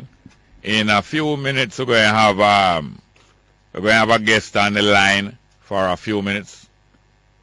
My brother Time, who is the son of Count Ozzy. Count Ozzy, who is the creator and leader of the Count Ozzy and his drummers, and later on formalized as the mystic revelation of Rastafari. Because Time is going to, give us some refresher about the life of and the works of the brotherhood and the sisterhood. And especially Brother Phil Alvaranga, who passed away, I think a week ago Friday gone. And we're going to have your phone call in the meantime, but a few text messages first. Next one. First one. Jerry, why the popularity of governing parties worldwide always dip in the middle of their terms? Well, they come in on a wave of popularity, or they continue on a wave of popularity, and usually they try to do the most unpopular things. Some of them might be necessary. Them try to do the most unpopular things in the early part of them term, so that in the second part of them term, them can do the nice things that return them to a higher level of popularity. You understand me? Higher level of popularity, like even a relay. We don't have enough time for going it. A relay. You're going to run a relay, you're going to go through four rounds of elimination and heats for the relay. You might not put in your best, your strongest team in the semi-final or even the second round of the heats. And then later on you try to come back with your toughest, strongest team to win. Next one. Jerry, if we had access to so many guns in the 1950s or before, would we have a similar murder rate? Well, it's doubtful. Next one. Morning, Jerry. I'm wondering if this current virus is part of Peter Bunting's crime plan. Next one. Garnet must just go easy now. Take a long break. I'm tired of his constant chatting for years. Well, I think you should make some calls. You should make some calls if you're tired of one person call. Because that's how it works practically now. If you make some more calls, I think you will hear less of him. You will hear more of a different kind of opinion. You make it, Next one. Good morning, Mr. Small. Could you play Junior Gang song Patience? It speaks out about all the things that are taking place in Africa and the world. Thank you. All right, that's an idea. Next one. Politicians have nothing of substance to say, keep your fire burning. In other words, the inclusion and invitation of politicians to this program. Next one. Do you think this herb thing will become like the Pablo Escobar thing with men guarding their herb farms? Well, that's been going on for years. And Matter of fact, that was a feature of the Coptic. Try to learn more about the Coptic organization. That was a feature of it, especially the high-powered weapons, high-powered vehicles and planes and ships owned by these same gangs of men. Next one. Jerry, some people are uneducated on paper. They don't have life experiences like yourself. Take away their paper and they are less than mortals. Yes, education coming out from us. Next one. Jerry, your family not too brown to be Garveyite. Your family not too brown to be Garveyite? That's a question. What caused chikungunya? Okay, I'll go in the second part. But talking about brown, I don't think it did know Garvey wife them. And many other people in a Garvey. But reasonable question. Good morning and welcome to Straight Up. Hello? Morning, Jay. Yeah, welcome. I like that answer where you give there, you know? To what? If them would have called instead of hide behind anonymous text, you know, it probably would have make a difference. But I see the plot, you know. Idiots want to gain control of the program. But they, rather than call themselves, they hide behind text. Now, for answer one question where the first text about the politics and the midterm. To me, politicians get complacent when the first half where them win. Them get complacent and think, wow, we're in for life. Then when polls like these come out now, it panic them into really start to work.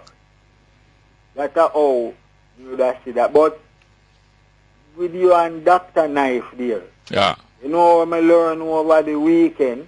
You have academic Rasta and you have Rasta academic, you know. You would say, what's the difference? Academic Rasta, to them academia is first and second and Rasta third.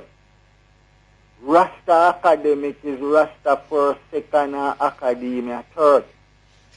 Which the way I see forward is if we need both of them, you know.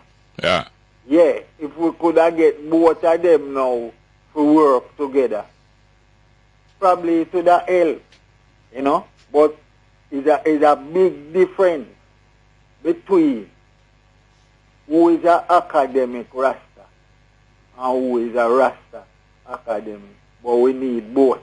Yeah. Well, all right. Thank you very much. Yes, sir. Yes. Morning and welcome to Straight Up. Welcome. Hello. Hello. Yes, ma'am. Good morning. How are you doing, ma'am? Now, listen to me. I've been listening to Garnet for a long time. So I'm listening to my this time when you on the night program. You know.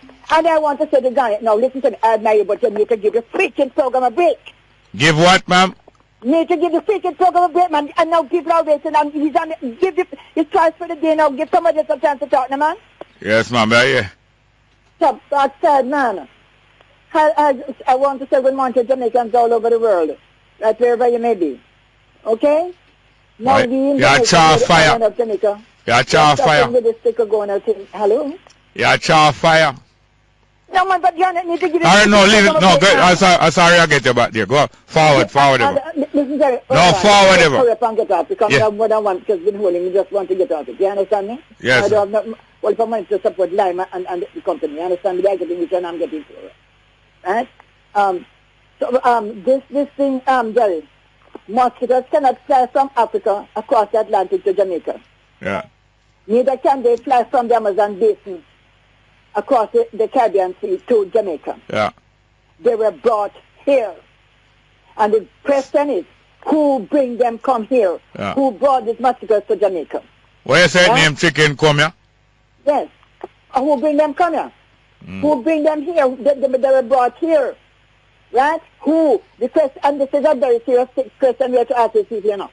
Right? It's not a joke thing. Right? These mosquitoes can't fly across the Atlantic and come here. If them come from Africa, neither can they fly from the Amazon basin and come here across the Caribbean Sea. So who bring them come here? And it's a question we should ask the government, front and person, because I think they landed. They were in these mosquitoes. What they did with them is they scattered them in St. Thomas because that's where it all started. So hold on, you know. So this is what you are thinking. It's what my thinking. But that's your thinking, right? Yes. And they know what? And now they are saying to people, Jamaican people who don't have no sense, because we are so illiterate and we don't have no sense, so we can't think for ourselves. You don't have any sense. That's what I'm saying. I'm asking you if... Of course I have sense, and I have my intelligence, of course. Yeah. But you're just saying to us, we don't have no sense and we're not intelligent. You understand? What are they saying to us? One mosquito with them thing come here. No, but we spend... Hello. Hello, ma'am. Hello, ma'am. Hello. Yes. I believe we spend enough time speculating about how it comes and so on. What about prevention and treatment? The prevention? How can we prevent? The prevention thing is to clean up our surroundings. If it will work. Because people are suffering, it's like a plague upon us. A cat of my age ain't no kitten. And something, if the person I hear about chikungunya, it must tell you the chikungunya thing. All right. I grew up hearing about malaria. All right. I hear about all sorts of fevers and all sorts of things. All right, anyway. Hello? I don't want you to come back my program concourse no more bad word again, hear me? Very bad word just saying. You want me to repeat it? Don't draw my tongue. Don't draw my tongue. But I'm saying... No, don't start again. Don't start again. Don't start again. Hello. It look like a sniffing crazy glue. People are abstaining because we are tired of listening. Abstaining? Yes. I want some people to abstain. Are you abstain too? Yes. All right, How long I haven't called? You're safe. Anyhow, you're abstaining, you're safe. Thank you very much, yeah? Good morning. Welcome to Straight Up. Hello? Morning. Hello. How are you doing? I'm all right, sir. Yes, ma'am. Go ahead, please. Bongo. Yes. One thing I tell you, Bongo, I love your show. Your show sell off and you have to make one top call. But him not call. Oh, well, your show sell off. No one how them talk about Garnet, no way I say. Your show sell off, you make me day every day, Bongo. You have a loudspeaker behind it. You have a loudspeaker behind it there. No, sir. Then how me hear myself an echo behind you? No, I don't know. Maybe me I talk loud. That is you. Yeah. But thank you very much for the ratings here. Yes, a pure joke you give me, sir. You learn a lot of things. Yeah. You have a young baby? A pure twin. You're one? 2-year-old. That means... 2-year-old, man. Yeah. 2 girls. Yeah, 2 girls, yeah? Yeah. Nice to hear from you. But yes, only one of them are cough, though.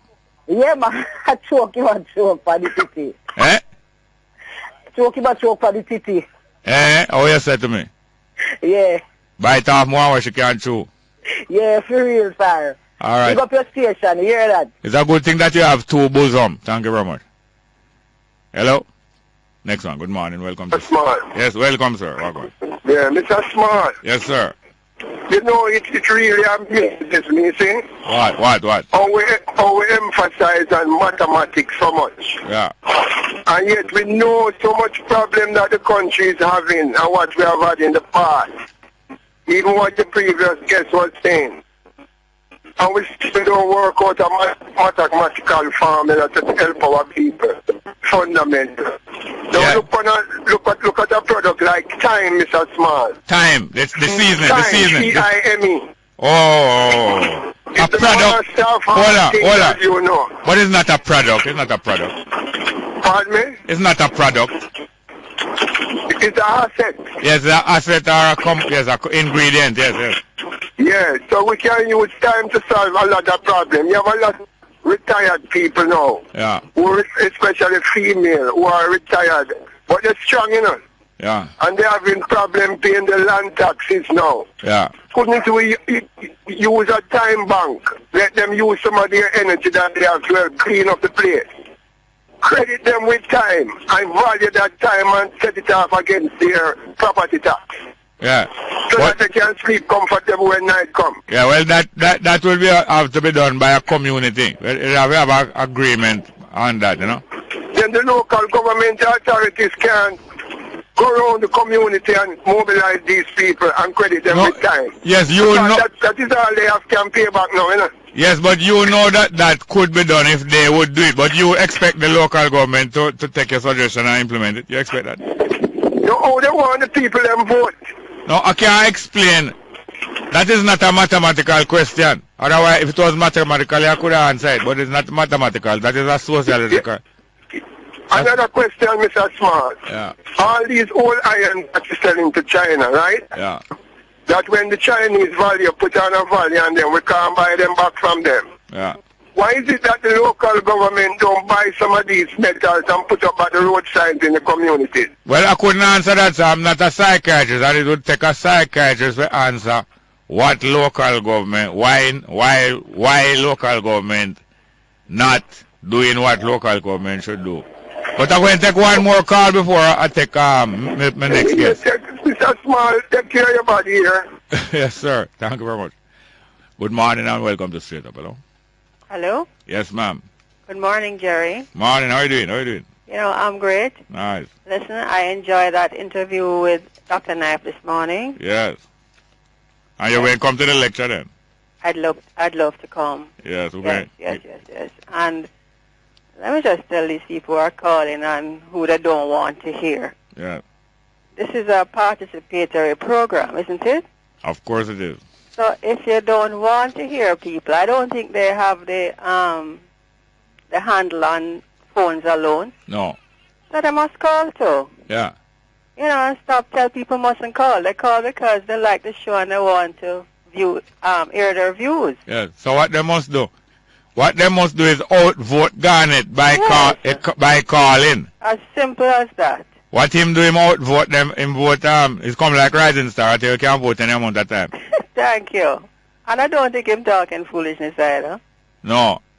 So, hear your views. Yes. Thank you very much. Well, thank you very much, boy. You score right there, sir. Thank you very much. Bye-bye. Yes, ma'am. Well, we have Brother Time here now on the line. As someone was describing it, time as a product, but time is not a product. Time is not an asset. Yes, Rast Time, what going? Greetings, Brother Jerry. Bless yeah, man. I had arranged to speak to you on Friday. I mean, I tell you, say, time flies so fast that I never remember that I was supposed to call you at all, although I think I did announce it. I'm not flying there. Yes, sir. What goes around come back around. Well, Brother Phil Alvaranga, one of the real veteran of the African movement and the Rastafari movement in Jamaica over the years. He take time off about a week. Last week, Friday is a week, no? Hello? Last week, Friday is a week, not true? Yeah, I went to night, Saturday night. Yes. Saturday night, yeah. I played some drums this night, Saturday night dance. So. Yes. And night dance. Yes. And him is one of the people that I heard about the earliest from I'm a little boy. Hear about Countazzi and hear about him bridging. When you hear about Countazzi, I always hear about him bridging and him sistering. And then now other things emerge because out of the music and out of the community, because your father and him brethren and sister been moving as a community from it seemed like from in the 30s. And out of that emerged a kind of school and a kind of project. And then now your father and him brethren now them appoint some man. I think that Brother Herman King was one of the people that was appointed early now, but I think Brother Herman say him prefer. Yes, him decline and give up him appointment to other brethren. And then finally 3 brethren emerge, which is Brother Phil Alvaranga, Douglas Mark and Sam Clayton. Yes, man. Take it from there for me. Yeah, they were actually appointed by the university that is here now in finding the chance to send Rasta go up, to find out what them all about. now. Tell me something now. The place that you are on, that building or that premises, you have certain place in the building that you get better reception on the phone and other place where it's not so good, or is all the same? Come again? Alright, here we going to. I'm going to play a piece of music from our brethren, and we're going to see if we can sort out this. So we have this piece of music by Counters and the Mystic Revelation named Rasta Reggae. This is typical of the kind of music where it comfort them people there. Straight up. Hail Rasta.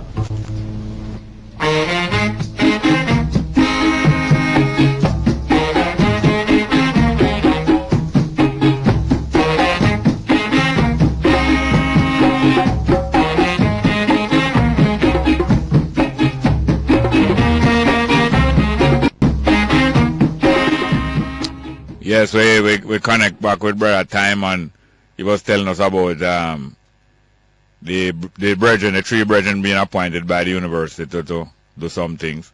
Yes, Rast Time. Yeah. So what was the question again, Charles? I know. Yeah, man, I want you carried forward after those three brethren were put forward by the when me a little youth, you know, a bunga Herman and a little elder brother will tell me first, you know.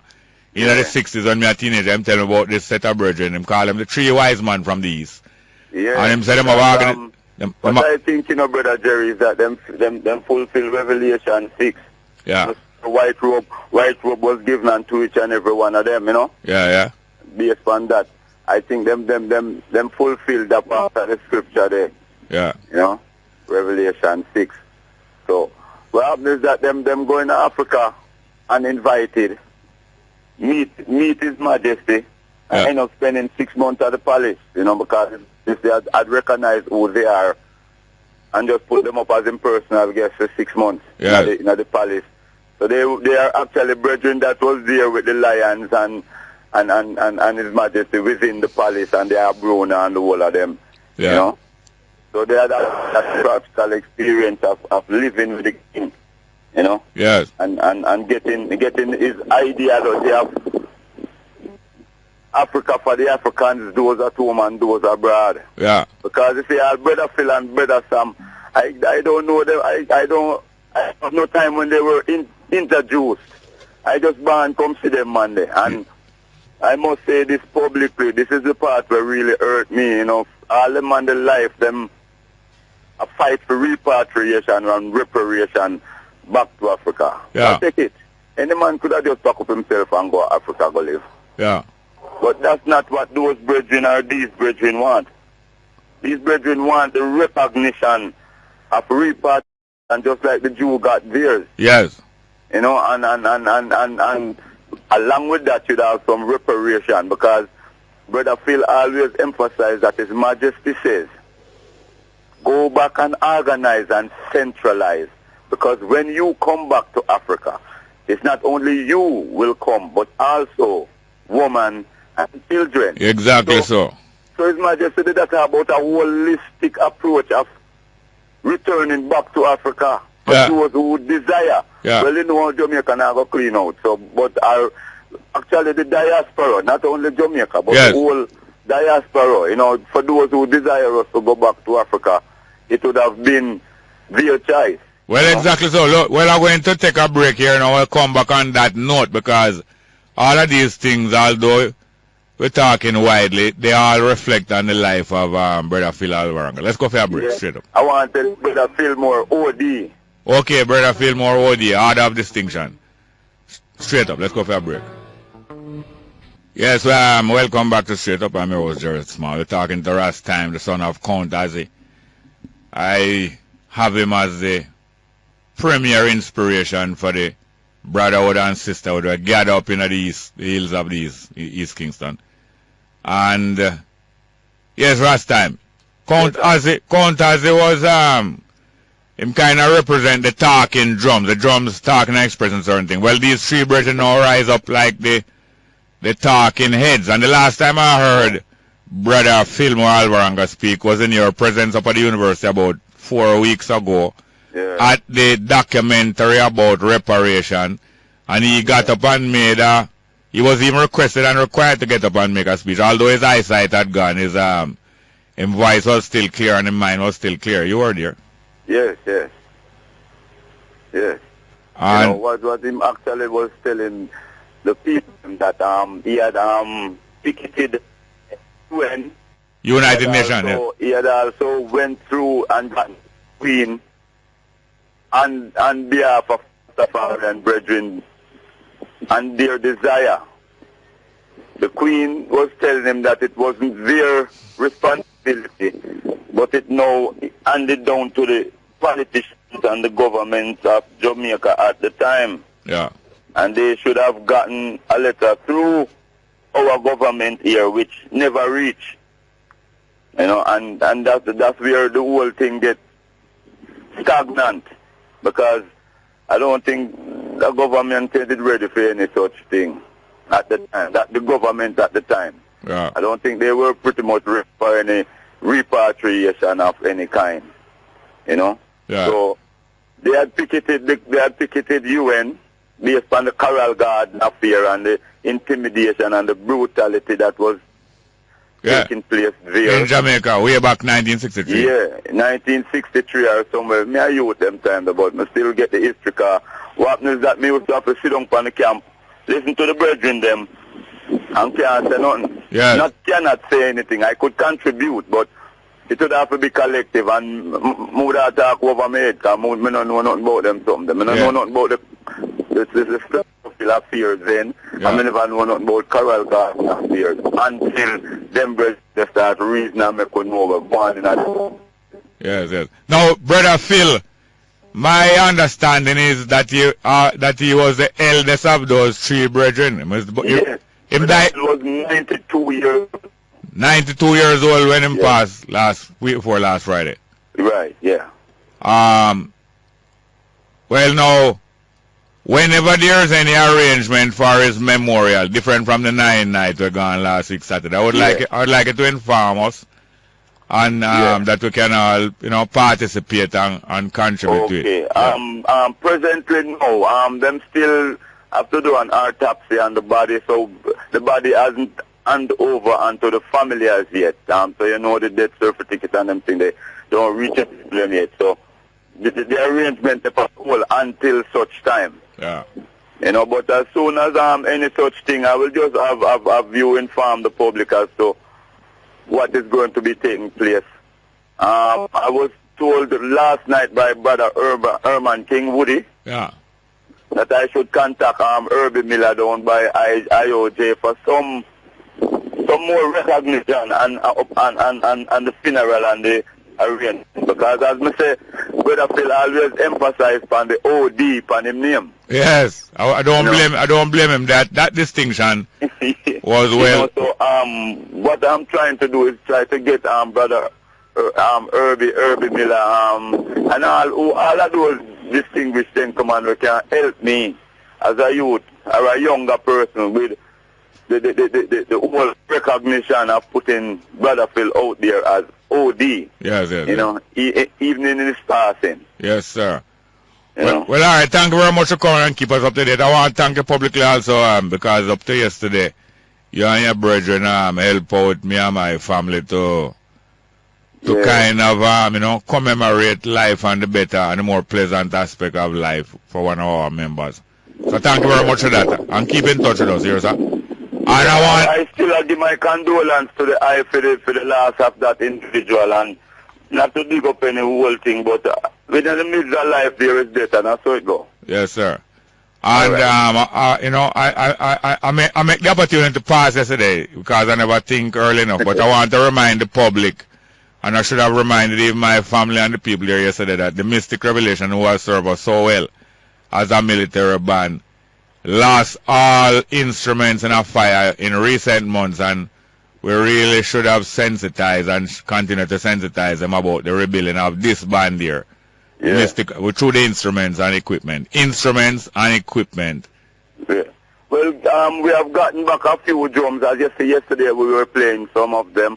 At Brother Phil funeral, we had also 9 nights, we had also, garnish a few more, and You know, we're in a rebuilding process right now. So I'm going to give thanks for those who had contributed and who still can contribute, you know.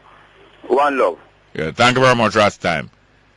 Yes, we'll go to the next piece of Sata Masagana. Because this is what these brethren were doing. No matter what, these three brethren, they helped to inspire this piece of music without any doubt. From them 1961 trip and them 1963 to 65 trip to Africa. And by the next 3 years, 1968, this piece of music was made, which is the most celebrated piece of music. And the topic is named Sata Masagana. We could have a piece of it, please, straight up. There is a life far, far away. Yes, before these two brethren, Phil Alvaranga and Dougie Mack of that brotherhood, Rastafari Brethren Repatriation Association, RBRA, out in East Kingston, made that trip along with Mortimer Plan of the Ethiopian World Federation. And when 2 years later, when they made the trip along with Sam Clayton making it that 3, before them 3 trip there, those 2 and 3 trips there, this whole concept was thought by most people to be a fairy tale. But these trips and these returns was what helped to make people understand it's a reality. I have some text messages and we're going to take your phone call. Little more we're on the numbers, but here's some text messages. How can I get a copy of Knife's lecture on Rodney? Well, if you come to the lecture, there's a possibility you could get a copy of the lecture, but certainly later on I know it's going to be published. And matter of fact, all of the Walter Rodney lectures should be published, whether separately or together. And I think Professor Carlin Cooper has an interest in that. And maybe she meet upon some stumbling block, but the stumbling block cannot remain forever. The publication of all of the Walter Rodney lectures. Next one, Morning Jerry, can the Pope take a trip to Syria and speak on the Islamic State, to the Islamic State about making peace in the world? I don't know if he can, and I don't know if he may. Neither I don't know if he will. Next one, Mr. Smaller, tune in late. Please repeat the date and times of the Walter Rodney lecture series. The date is this week, Thursday, the 9th of October. This week, Thursday, the 9th of October, in the lecture hall and university named N1, the Neville Hall Lecture Theatre, 5 o'clock in the afternoon. 5 o'clock in the afternoon on Thursday, the 9th of October, this week, Thursday, in N1. Next one, dear Mr. Small, Portia outsmart Dr. Fenton Ferguson yesterday. St. Thomas have the worst case of Chickpea, and he should get the Prime Minister to his constituency first, and not him to hers. Well, I don't know. Because him popularity plunge. And maybe Portia not really want to plunge the whole distance with him. But, good morning and welcome to Straight Up. Hello? Morning and welcome to Straight Up. All right, let her go. Relieve her. Put her out of her misery. For she'll plunge. I don't think she reached the bottom yet. Or maybe she'll return from the bottom. Yes, welcome back to Straight Up. Well, you know, them say, that person there on the next one, said that if them not come on the show can't nice. So them say them are the crazy glue. Them are the crazy glue who hold the show them together. Like how Mr. Hazan said, Portia the glue. A crazy glue, man. And then, anyway, Wanga got him call the program. Him apologize and withdraw. Withdraw without Vaseline. So he's the bearer of the Vaseline.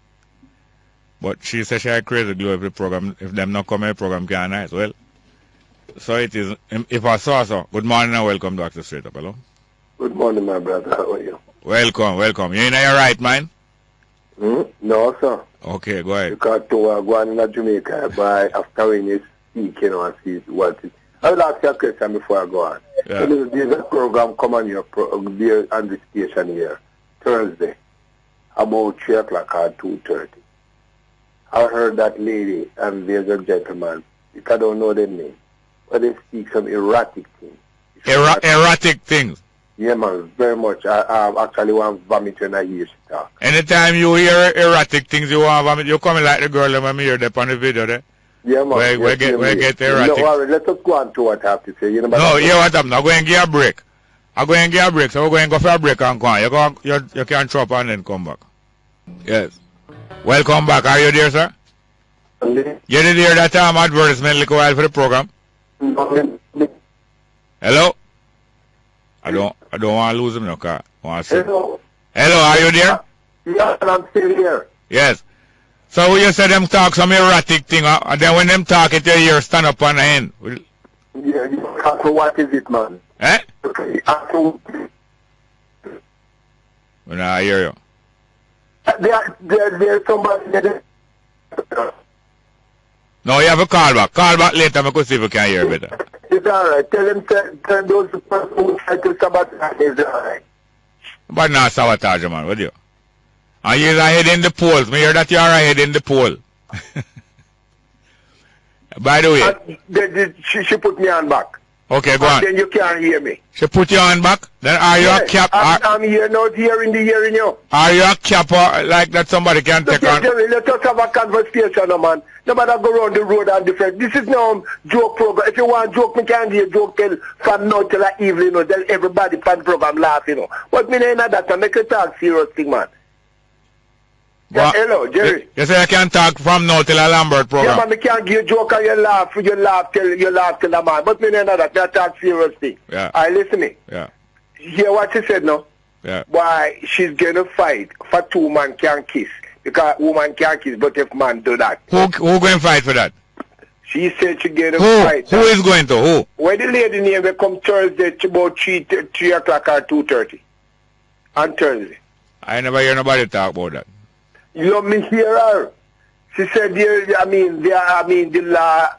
law against 2 man fan kiss. Yeah. But she will look about that. Look here, man, we don't want no dirtiness in our country, Look at Jamaica when we growing up. Yeah. It was a nice country, Christian country. Yeah. Because everyone you always speak like a Christian first time. Yeah. And they say certain things will break the law, but the genuine stand there. And see there are certain things that we want to break out in Jamaica here. Yeah. And we don't want that to happen. Another thing again, Jerry. Yeah. Look here, me see Saturday night, I was looking at Pursue constituency. She's not afraid cholera broke out in our constituency, man. Why is that? You know, see the amount of garbage and all those dirty things we're supposed to clean. But look here, at time for them take the people right, man. Look here, it looked like your head take it because she said that she was going to be your biggest 90. Yeah, I know head now. Yeah, you in a certain way because we can't believe what takes place in the country and we are taxed out our shoes. No man, alright. Because when you check I forgot I have some more phone calls. No, listen here now. I have to take some more phone calls. I know, man. I know you have this thing in a joke, Yeah. But time if you turn this program. Yeah. She is your biggest 90. If you like wear big 90, you got it. Nightwear. Biggest nightwear. Good morning and welcome to Straight Up, hello? Good morning, Jerry. Welcome, sir. Yes, a friend and a frequent listener contributor to your program. Yes, I sir. listen to you quite frequently. Yes, I'm not going to identify you. Yeah, but just stop on, Jerry. I've been listening to the program and to just make a statement that, your program informs, it educates, and it entertains, and all of your contributors are valid. I don't know them by name, but I listen to them attentively. And I understand the frustration that some of them might feel when they don't get onto the program immediately. But I don't want them to discount the contribution of people like Garnet and all of that. I feel very sad when they personally attack him. I think Garnet, like others, perhaps all the others, have valuable contribution to make. And I just want everybody at Jamaican to understand each other, and give Garnet a little break. Yes, sir. I'm not speaking in any defense of Garnet, but no. I think that he has a story to tell, and we can learn from him. So, all you have to do is be patient. So I said, can I use this as a promo? Yes, sir. Yes, definitely. So can I identify you then, sir? Yes, sir. Big up. Yes, sir. This is a retired Assistant Commissioner Keith Gardner. And we're definitely going to use it as a promo, a great promo for the show. Maybe we have to edit out. I don't know if we can edit out Garnet name because boy, him ratings are going to go through the roof here. No? Like others, Jerry. Yes. Good. All of them are good. And I won't call them by name, but they are good. Yes, sir. The female with the American accent, the way she talks, you can't dismiss them. But others, Yeah. And that's so very good, you know, and they're entertaining. Sometimes I have to go to the rigor of law enforcement and so on and things, and it's always fun for me to take a little break and I learn so much as to what is going on in the wider community, you know, and I really want to commend you and commend all your callers. Right. And to tell them that each of their contribution is valued. Yes, thank you very much. Very refreshing here, sir. Good morning and welcome to Straight Up, hello. Welcome, Straight Up, hello. Are we there? But hello, good morning, welcome. Not there? Yes, and we have a piece of music we play on the way out, but go try this one. And more text messages. Good morning and welcome to Straight Up, hello. Good morning, Jerry. Yes, ma'am, how you doing, ma'am? Oh, I'm blessed. Don't doubt you. Jerry, it's the same to Mr. Keith Gardner said. Yes. I want the people, all the sisters and brothers out there. It's the lady with your call. Yeah. And I talk about Garnet. Yeah. Yes, it's true, she come on the phone, Jerry. Yeah. And Garnet, they come on the phone already. And then when she got here, hello, I just think that she hear Garnet. Yeah. She just get upset and mad. Yeah. You but I'll take your word for it. But Jerry, I want the whole of them leave the people alone, let them call. Because as Mr. Garden said, everybody do them contribute. You understand? Yes. Them bring entertainment, them bring whatever. You understand? Yeah. And sometimes you kind of get upset about, you understand what I just say? That's why it go. Yeah, you get upset? Yes, and sometimes Wilson, all you, Jerry, what are we, Jerry, let's do something before first, we forgot to this one. Yeah. Jerry, Mr. Ferguson, you see? Yeah. Him alone I work, I got team I work with him. Dr. Ferguson, no man, Miss Bullock. Dr. Bullock I work too. And one bull can, you mean more one bull? One bull? No. Yes, it's a team I work with him and Jerry, and him I got it by himself. And I tell him what to say and ray and blah, you know. It's a team of them sit down on a table and them discuss what them to discuss and them do what them to do. Yeah. So why the whole of everybody ball out Mr. Ferguson to get fired and all of them things? What about the rest of them? Whether they two where contribute to? True. I have to go now. But I would just one question I have for you. That's the man. Are you taking the plunge too? Listen, what are we Porsche glue a whole year. Like a crazy glue. The Porsche glue a whole year for still. You're jealous? Stick, yo, Porsche glue that no can't pull away. No, it's not the glue, you know.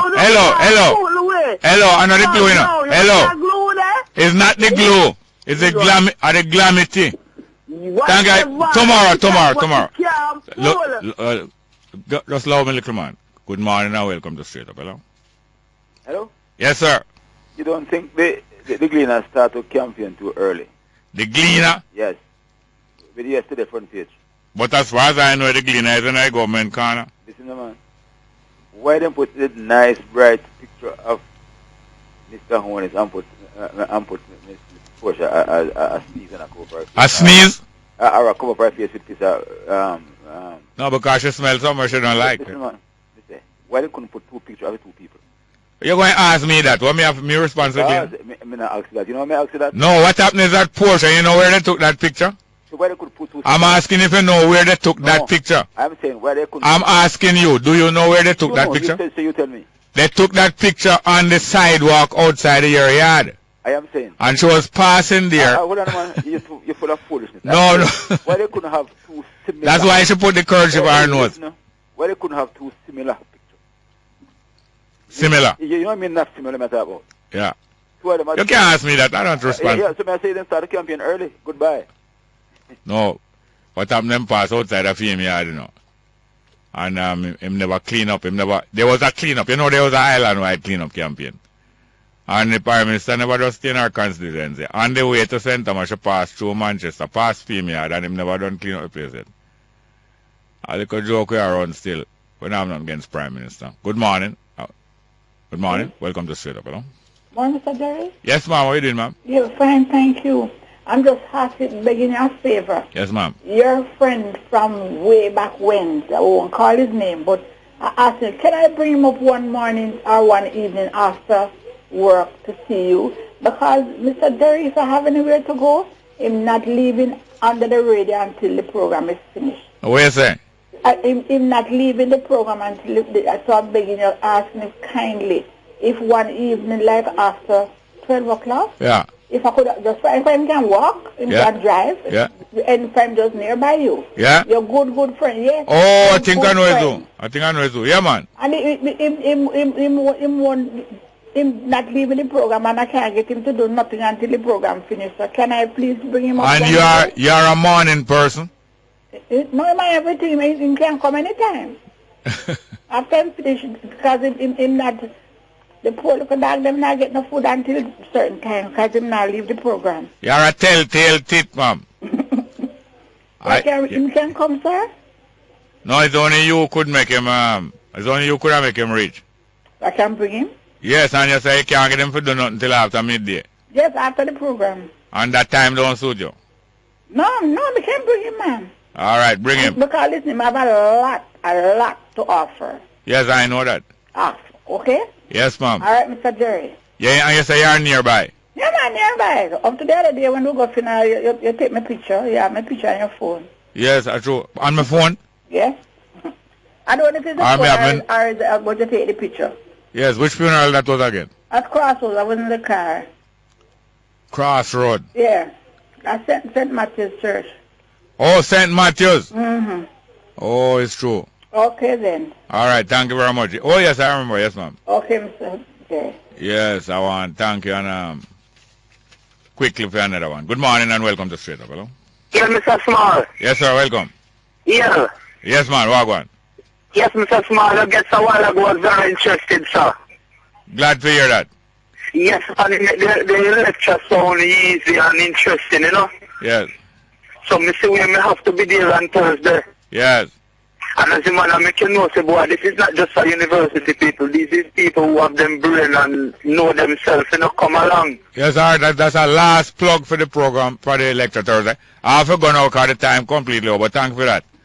I thank my producer also, Miss Tanya Richards, and production assistant, Mr. Shani Daly, broadcast technician, Mr. Kevin Williams. Straight up till Tuesday. Straight. Very good afternoon to you. It's time for the midday news here on News Talk 93 FM. I'm Errol Lee. Coming up in this newscast, mixed reactions as Bill Johnson polls suggest Jamaicans prefer Andrew Holness as Prime Minister. Citizens urged to assist in drive to control chikungunya. Local government minister to announce new penalties for litterbugs, and Indicom launches an investigation into the death of an inmate at the Glengolf police lockup.